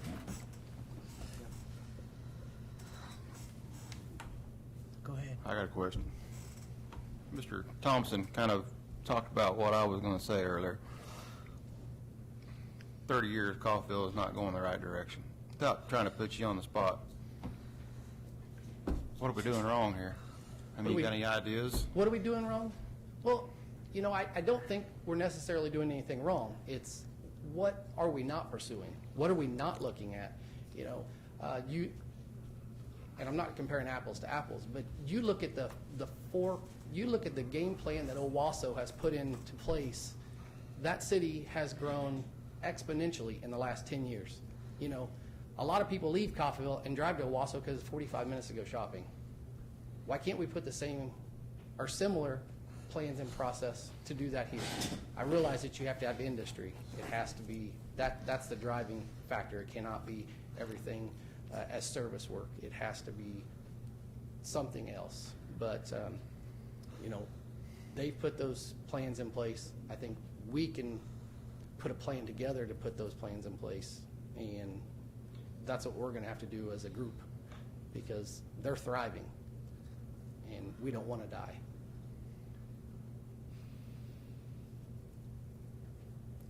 Okay. You're invested in the community. Is it your intent to remain here in Coffeyville? Yeah, I have no intention of leaving Coffeyville.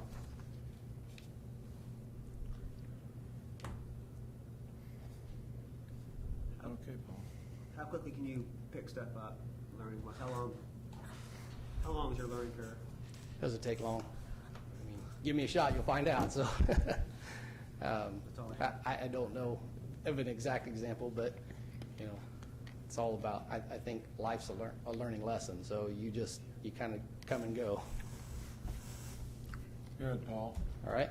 Well, I don't know, any more questions? No, I'm good. Thank you. I don't know if I'm going to ask any more of the commissioners this, but hey, will you use the sign? Yeah, believe in Coffeyville. Absolutely. Thank you, Paul. Thank you. Will you hold it out your window as you drive home? Sure. Okay. I'll follow you. Okay. Would you holler at the next one? Please, Paul. Yes.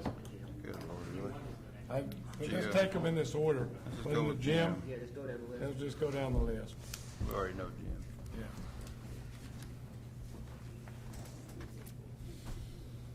Yeah. Welcome, Jim Faulkner. Yeah, we did get our story straight in there. Mr. Mayor, congratulations, commissioners. I'll start off stating the obvious. Been there, done that. Been where you're sitting, so I already know the process, the procedures, the players, and I know what's necessary and I know what's required. One of the big issues, of course, we're right in the middle of the tax season, and as mentioned, and you saw on the bottom of my resume, as with my previous, prior to this, government budget work, I'm aware of the relationship between appropriation and authorization, specifically as it relates to our budget. Just because you have authorized the city to spend money, it doesn't necessarily mean it's appropriated and they spend it. So the commission does have a certain amount of control there. And I do understand the relationship between, here at the local level, between market value, assessed value, millage rate, and the budget requirements, and how that whole picture is driven. So I can help out with that as well. Again, on my resume, you saw that in one of my last positions in healthcare management, I was a CEO of a major healthcare organization in Wichita. It had 250 or so employees. And in terms of that particular skill set, if you will, I'd be able to help out with the CRMC Board of Trustees issue, whether as an ex officio member of that board, non-voting ex officio, or just simply as a member of the commission, because those are open to the public, and could sit in on that and then report back and improve that communication between the trustees and the commission. Also, if selected, I could resume my duties with the Kansas League of Municipalities on the City Finance and Taxation Committee, and I was able to do some work there 2 years ago to help keep aboard with the legislature on city finance and taxation issues. So I feel like I'm qualified. I've got the experience, the expertise, the mentality, and the drive to carry through on that. Questions? I'm going to ask a tough question, if you don't mind. Sure. And this has nothing to do with you personally, but when I go out to public and they've said, you know, you mentioned you've been there, done that. What would you say to people who say, well, you know, you've had your turn. Why bring you back when there's fresh people wanting it? And again, nothing against you. Well, it's a matter of, you know, an individual, you know, as one individual, and you could say that for yourselves, each one of you sitting here, you know, why would you want to run again for a position?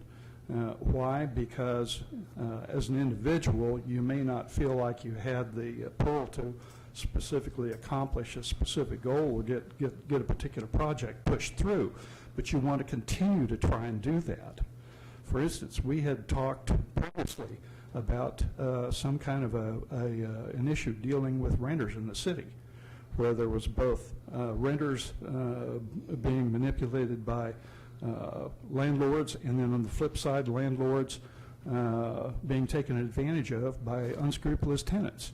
So, you know, trying to get some kind of ordinance passed to accommodate that. We had talked about that, and that's something that we collectively could not get through. So yes, there are various issues like that someone like myself, who has already been where you are, would like to kind of try and come back and see if we could get it taken care of a second time around. Hopefully generate enough traction in order to get those kinds of projects pushed through. Are you willing to take on tough tasks such as that? That will draw this room worse than I've seen in quite a few years. We have a lot of few renters who will be pretty steamed about that. Are you willing to take on tasks like that? Certainly. I mean, the city commission is not in the business of being a political body. The city commission is in the position of identifying problems in the city and then fixing them.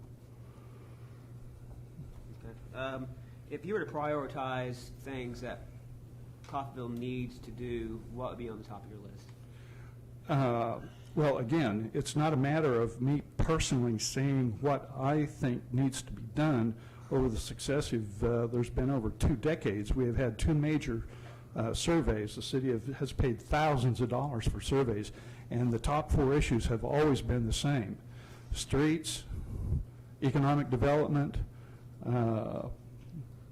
wise spending of our monies, and cleaning up the neighborhoods. And in terms of cleaning up the neighborhoods, that means both the issues of removing the dilapidated structures and supporting those who stand on that thin blue line with the police department in terms of getting rid of the drug dealers in the neighborhoods.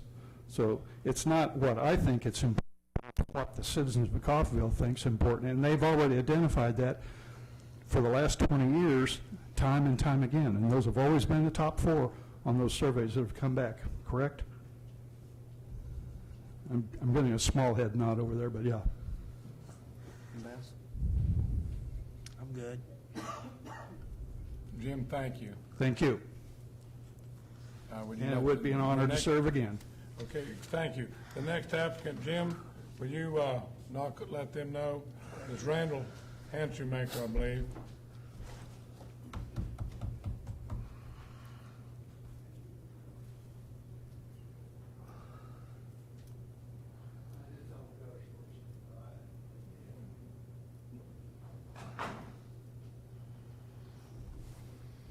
Hello, Randall. Welcome. Hello. Welcome. Welcome to Tell us all about yourself. My name's Randall Hanschmaker. I live here in Coffeyville, 214 West 3rd. I was born and raised here. I've left like most people and keep coming back. I know this is probably where I'm going to stay, so I decided I wanted to be more involved with the community and try to give something back. I don't have a lot to say about what you guys do. Just throwing my name in the hat and see what comes up. Okay. You've been here the last, I don't know, couple months, meetings. You've seen quite a bit of our budget stuff. Mm-hmm. What do you think about all that? I think it's scary. I think you guys are doing a good job. I think you did everything that you can possibly do to keep the mill levies down, and I know that's very hard. Coffeyville has got a lot of places needs improvement, and where do you not spend money? I mean, you can, but our streets are getting better. We're not all of them's real bad anymore, but most of them's in pretty good shape. We got good sewer, we got good water, but it's because people like you guys has planned and made this happen. And that's what this is all about. So. Okay, Randall, any more questions? I had a few. I noticed you have on your application that you work construction. I have. You think you can add in the benefits to, we're getting ready to do some new standalones, think you could give some, the worst thing I could do is I can give advice to them. Do you think you have any advice to give to help out with something like that? I believe so. I've been around a lot of stuff in construction, different things. Like I say, I build the buildings here in town. I think I'd be a very good asset to that. That's the same question I asked Paul. You have a daughter? Yes. I have 2 daughters. 2 daughters. Yeah. Where do you want to see Coffeyville go in 10 years? I want to see Coffeyville grow into something that they can be proud of to live here and to stay here. And I don't see that happening without being involved with the community and trying to make things better. Because if we don't do something today, our kids' future won't be, they're going to be in debt. They're going to walk into this in a mess. And I think everything's going on is positive. I also asked others, there's a lot of hard decisions, but a lot of this comes with sometimes late night calls, angry emails, people pounding at your door wanting to know what your response is to this question they want it then and there. Sometimes it's conflict resolutions. Are you ready to take on a role? That's sometimes controversial. I believe so. I think that anybody in this position, as you guys are, needs to stay calm and listen to what people have to say, no matter how much they're hollering and screaming and badgering or whatever you want to call it. But I think you need to stay calm and focused on what the real agenda is and treat everybody with respect.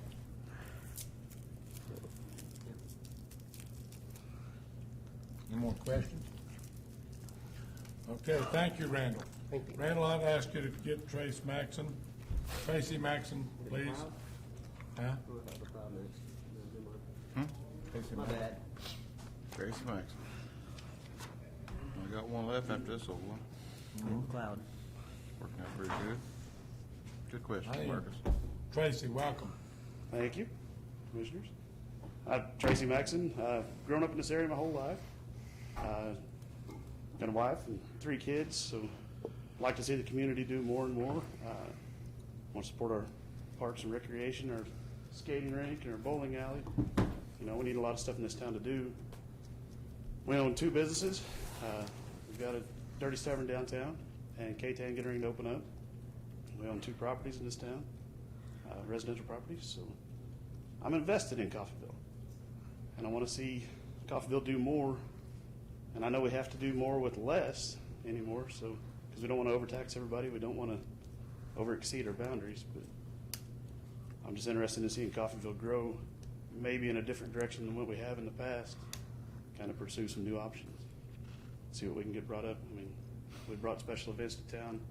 We know those things can work. Let's try to do some more of that. Okay.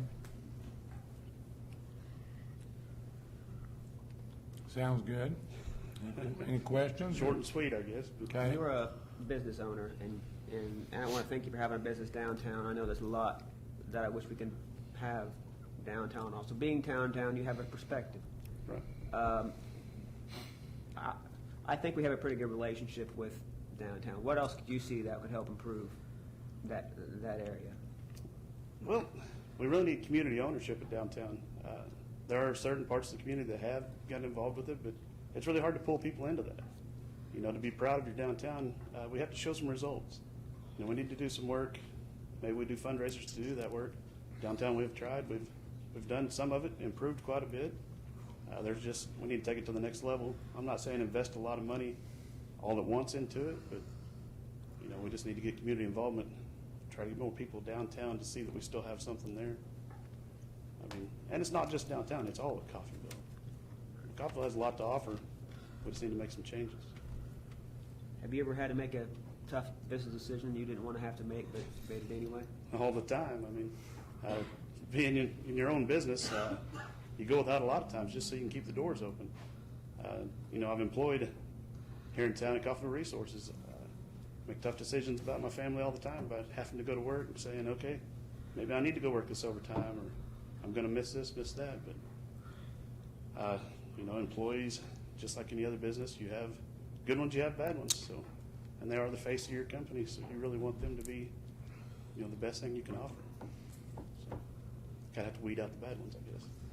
One thing also we do as commissioners is we sometimes get asked to talk to higher up CEOs and people like that. Are you ready to meet some of the people, and can you deal with talking to them on a one-on-one basis? Yeah, I believe I can. I do on a regular basis in my job. I talk to the higher ups in the company there that, you know, are out of Sugar Land, Texas, that come down to talk to us.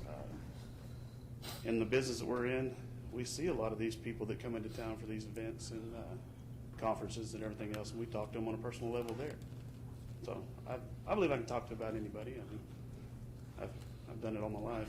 Kind of grew up with an auctioneer dad and a working family, so we woke up in the back seat of a pickup and didn't get out until saw parents somewhere, and then just milled around the crowd. Everybody knew you, so that's the way I grew up. Anything else? Okay, thank you, Tracy. Who's next? One left in there, huh? McLeod, Jeffrey McLeod, please.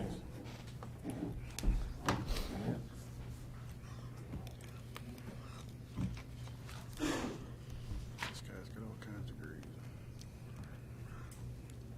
Welcome, Jeffrey. Thank you, sir.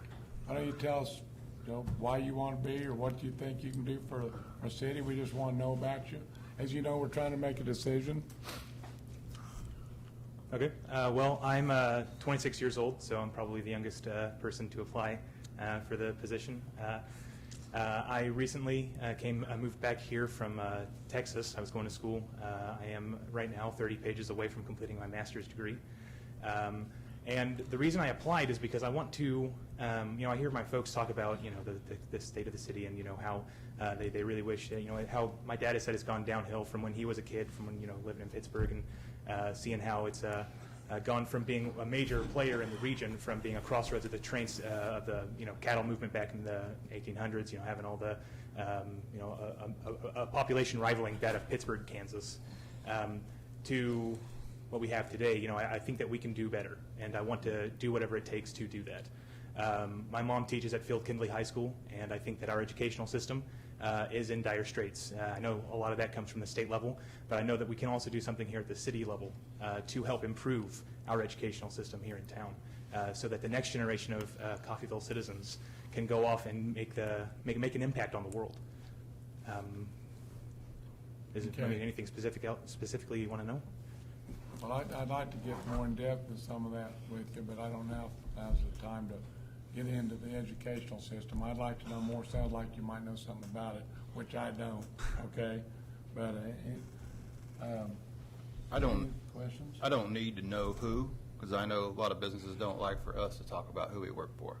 What do you do for a living? Right now, I'm unemployed. Like I said, I just got back from Texas, so I've been looking for a job. But what is your field? I studied political science in school. Political science. Yes, sir. That's in your resume here. Yes, sir. How do you think your political science could help you with this position? Well, I know basically what I would do is stick to what I can do as a member of the city commission. So what the city statutes say, what the city charter says I can do, what we can do, what the state allows us to do, I would stick to that, and I would try to. My education has informed my own political ideology. So I would try to keep taxes as low as possible, but also provide the services that the citizens say they need and or want the commission and the city to provide. So I believe that my education has informed my ability to, maybe not better than anybody else, but definitely extremely well to ascertain what is allowed and how to best function within the parameters given to us. You said you're 26. Yes, sir. I think it's awesome for a 26-year-old to be getting into this. I remember years and years ago, I tried to get on commission through elections and through resignations and other stuff. I want to, first of all, say congratulations for doing that. I know it's a step up. Thank you.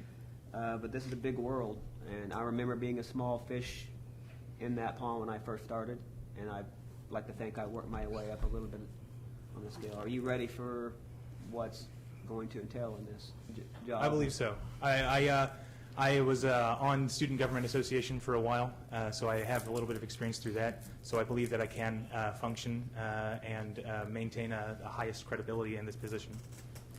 Okay. Thank you. Thank you. Okay. Any more questions for Jeffrey? Sure. Okay, thank you, Jeffrey. Thank you. Right. Well, we've heard from the applicants, had some good ones, have some good ones. They're all good ones. We just need to pick someone out. Any discussion? What we do last time, was it picking the top 3 and going from there? Do we pick tonight? Is it just? Yeah. Yes, we do pick Okay. them. How do you want to go about it? Just take nominations, correct?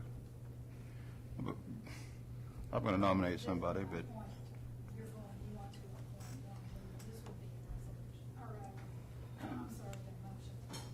and then we can vote up or down.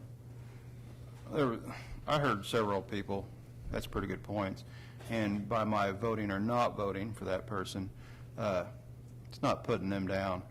I've got several of these people out here that I consider friends, and it's kind of a, you don't want your friends to think that you're for or against them, but it's also my duty to make sure the person up here is going to be the right person for Coffeyville, not for me.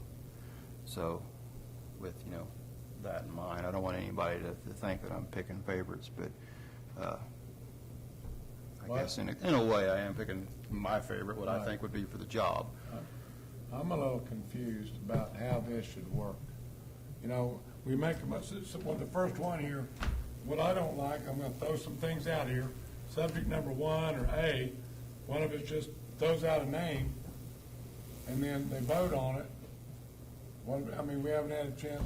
To me, we ought to, each one of us put our favorite number 1 and 2. That's what I did last time. You can't have. It's whatever you guys want to do. You can't do that by Somebody just makes a motion. Yeah. Well, we can say, Well, it's not secret ballot. If you make here's mine, sign your name to it, here it is. what we did last time, I thought, was we set our number 1, number 2. I don't care whatever we do it, but we did number 1, number 2, and those people we selected that group. If you guys want to just nominate and say, I nominate such and such person, and then somebody else nominates that person, that's fine. That's one way we've done it in the past, is you all have nominated your candidates, and then we voted, we just basically voted on the candidates that were nominated. Okay. The ordinance just says you all pick someone to serve for the unexpired term, so it's not So we can pick them like we want to pick them. You can exercise whatever method you want. So, Well, I would like to nominate Tracy Maxon. I'd like to nominate Paul Bauer.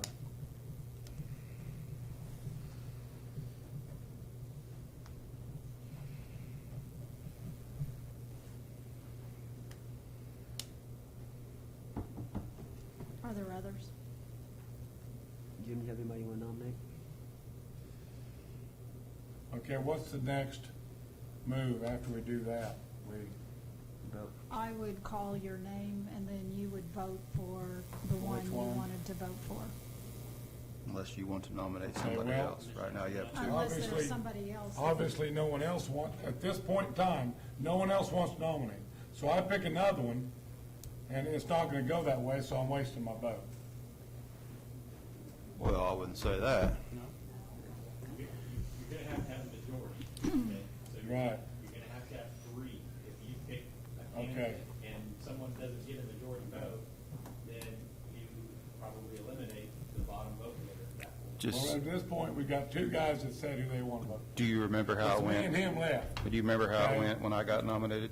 and Paul was the deciding vote. It was a split, 2-2. So that's what it comes down to, is you made a hell of a decision. no, I don't want to nominate anybody right now. I'm good.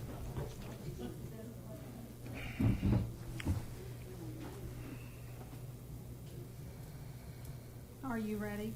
I think we're ready. Okay. Commissioner Castler, Paul Bauer. Commissioner Martin, Maxon.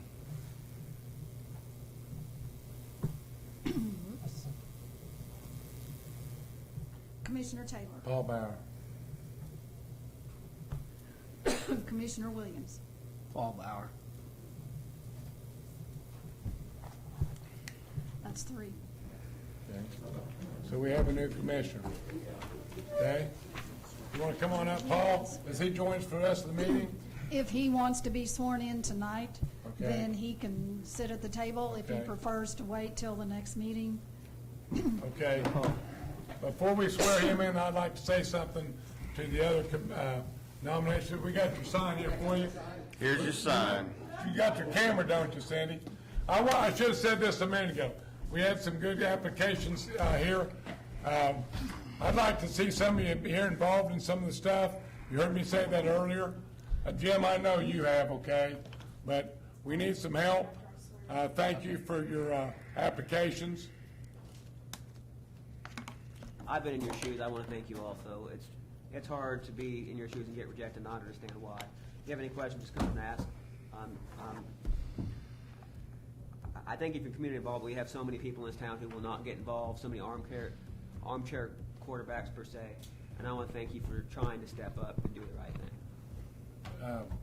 Are we going to do a photo shoot? Mayor, you're the mayor. let's You want- swear in him. You I'll dressed swear him in? better today. Okay, whatever. I don't care. I'm but a participant, okay? I still believe in coffee, even though I didn't get to be mayor. How's that? Now? Oh, okay. You want to go up? What are we doing here? Just swearing him in. I thought we were going, huh? Sit down. You're just getting sworn in. Come on down. Someone needs to stand up there with it. Not to get sweared in, you know? He's just swearing in. Of the United States and the Constitution of the State of Kansas, and to faithfully discharge the duties of the Coffeyville City Commission. The duties of the Coffeyville City Commission. Thank you.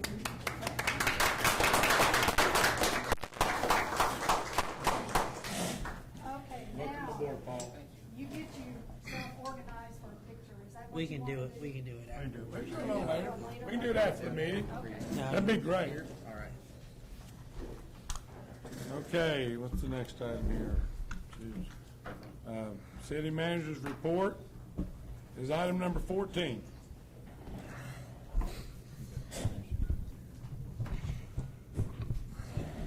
Thank you, Vice Mayor. Commissioners, I will attempt to be brief, try to catch up on a few things. Codification continues to progress, where the staff is making final reviews, and we will submit them back to Muni Code by, I believe, the 14th of September. So we've made significant progress in making our final reviews of each code.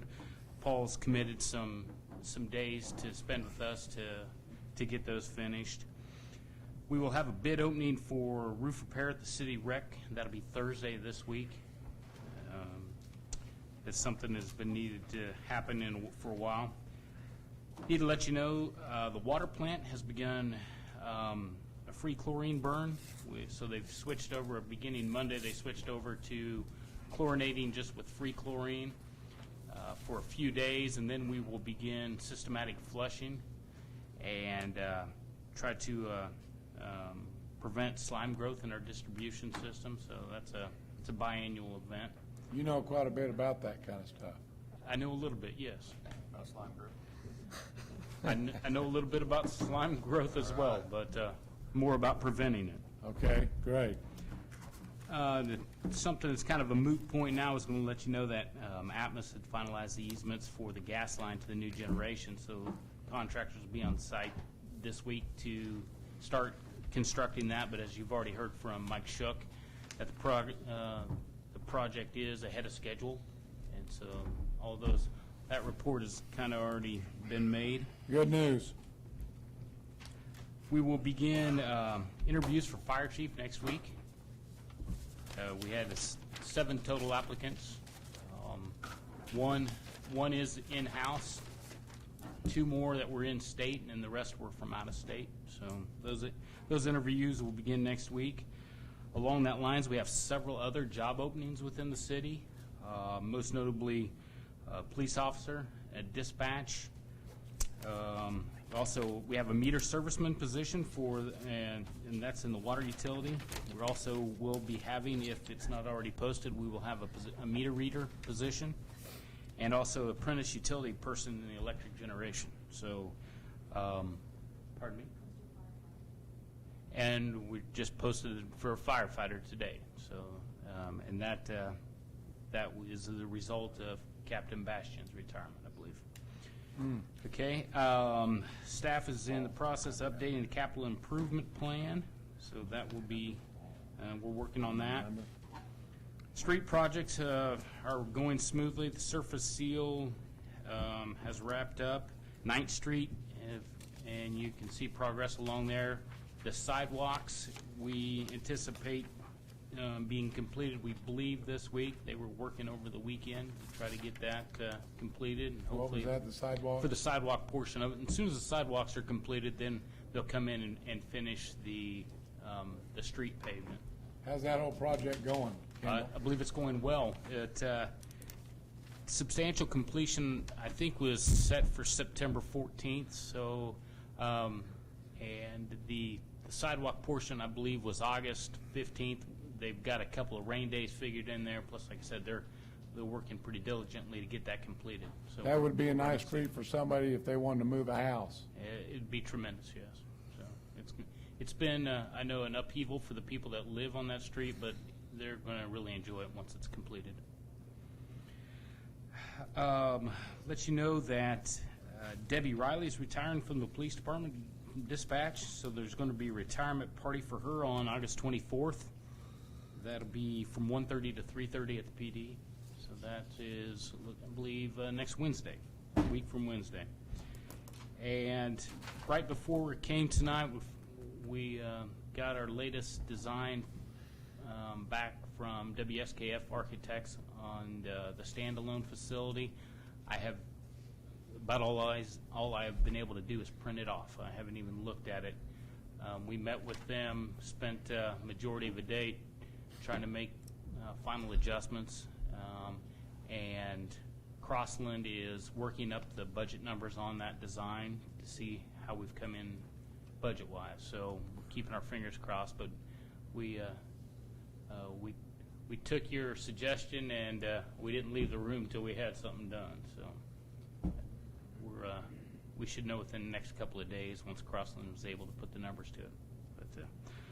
But, Are we stuck with one contractor to bid on that, or? No, we'll put each phase of it out for bid. Right. But right now, what we're trying to do is come up with a maximum amount. So could we get a local contractor to bid on it? Absolutely. Yeah, Like Becker? we will encourage local contractors. Okay. Yes. Okay, I didn't know how that was gonna work. Okay. One final point, the Community Health Center, and I believe the communication is in your agenda packet. They've indicated they'd like to extend their lease on this facility, and but they would also consider buying it if the city was interested in selling. And so if it's something you think that's worth pursuing, we could Yes. get a That was- consensus as to whether or not we'd like to Would that take create the next steps. Sales tax. or property tax? Sure. It would no longer be a city facility. I know, but I mean, Yeah. they don't, I don't know their Whether or they're not they taxed in. apply, Yeah. They could apply for exemption. I don't know whether they're qualified or not. That's a good question, though. But, they've also indicated that they would allow the senior center to remain. But obviously, there's some steps that the city would have to follow through. But if you think there's a, I'd like to hear more about it. okay, well, Bump we'll, that building in over there with it. the one on the corner? Mm-hmm. That's the best idea you've had all night. Oh, you gonna put it up for sale? They can Have an buy it. auction? No, they just have it with it, hard to do. Well, I think probably the next step is to have the building appraised, probably, to come up with a possible selling price. So Have we'll an move in auction. that direction. Have an auction. I believe that's all I have. I'll entertain questions. I don't have anything. Anybody have anything? No, we're gonna be going into comments from commissioners and staff is next. Is that everything from the city manager? Guys, any questions for him? Paul? No. We're waiting for your first question. No questions. Okay, That's what I like, yeah. Good choice. okay. You guys Co- are kind of like, Comments from commissioners and staff. I got a short thing. All week long, we've been seeing about this county budget issue. It's a mess. It's not really, it's not our problem as much a commission as it is citizens. But Mr. Thompson was saying basically what's been bouncing in my head all week. I'm not sure what the answer is. We need, people still want streets, they want sewers, they want light, they want all the services. Everybody's project is the most important, just like mine's the most important. Don't cut my project. But Coffeyville's been on the same track for about 30 years, and we are not going in the direction that most people think we should be going. With that said, I am willing to listen to any kind of idea you got. Good ideas. You can't just say, well, you just got to do this and you got to do it. It's not that easy, and you're going to find that out. It's not that easy. But if somebody's got some good ideas, I'm not hard to find, and I will back your good idea if it's, even if I don't agree with it, if I think it's a good idea. So find me, and maybe we're not doing something we need to be doing. That's pretty much all I got to say about that. I got a comment. I've gotten a couple calls from people like we heard from tonight, and I'm asking for anybody who wants to make this town better to think about running for office. We need some business people on this panel in this next election, okay? I've told several people that. We need some business-minded leaders coming up. This is a great panel, okay, wonderful. But for the future, you want to come up here and get involved, we need you, okay? I think he is. I think that's You know? campaigning against these old boys. No, I said when I ran for this deal, I was going to get along with everybody, and I am, but we need some participation.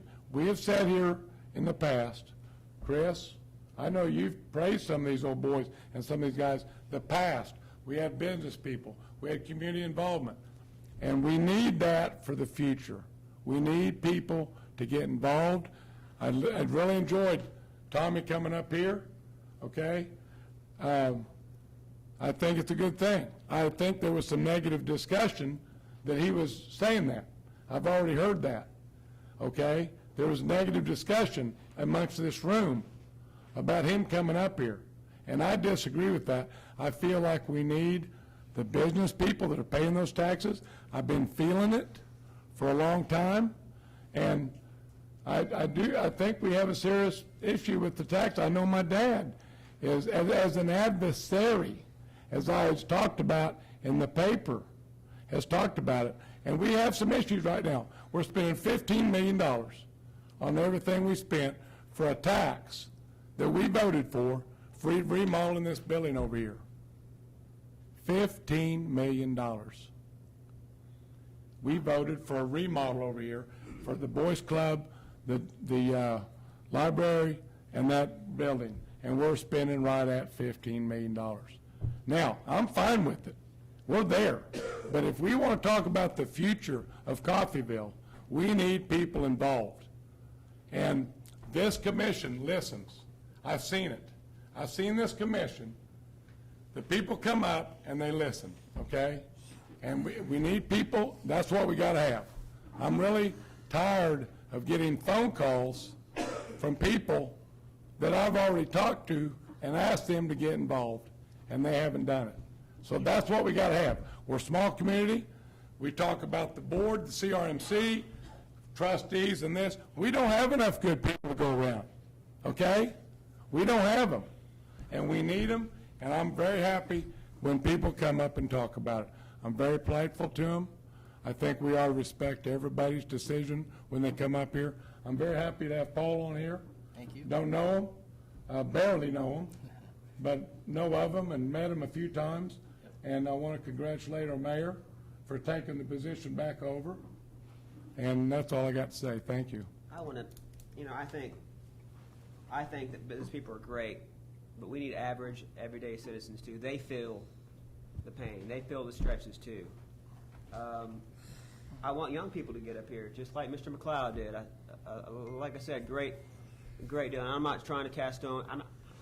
I'm not going to prioritize who needs to be up here, but we need like-minded people who want to see progress in this town, economic development, and people with kids and older people. We need community involvement. This is great. This is, but it's a start. It's a message. But if you truly believe in Coffeyville, if you want to get involved, there are commissions to be on. There are planning and zoning. There are many things you can get on to get involved, and other places too. I believe in Coffeyville, and I know everyone else here does too. But we got to start taking it to progress like we've been doing, and we've been doing great. And if people get involved instead of sitting back and going on Facebook and saying how much this is bad and this is bad, and start getting involved, then Coffeyville will be a better place. I have goals, and I think we're achieving them, and we can get back to there. But it's going to take time and effort for people to get up here. It's not going to take sitting at home, sitting on the couch, scolding your internet streaming device. It's going to take actions to do that. Well said, Marcus. Anybody got anything else? Our next meeting's next week. We're going to have a executive session. I just wanted to say one thing. I don't have any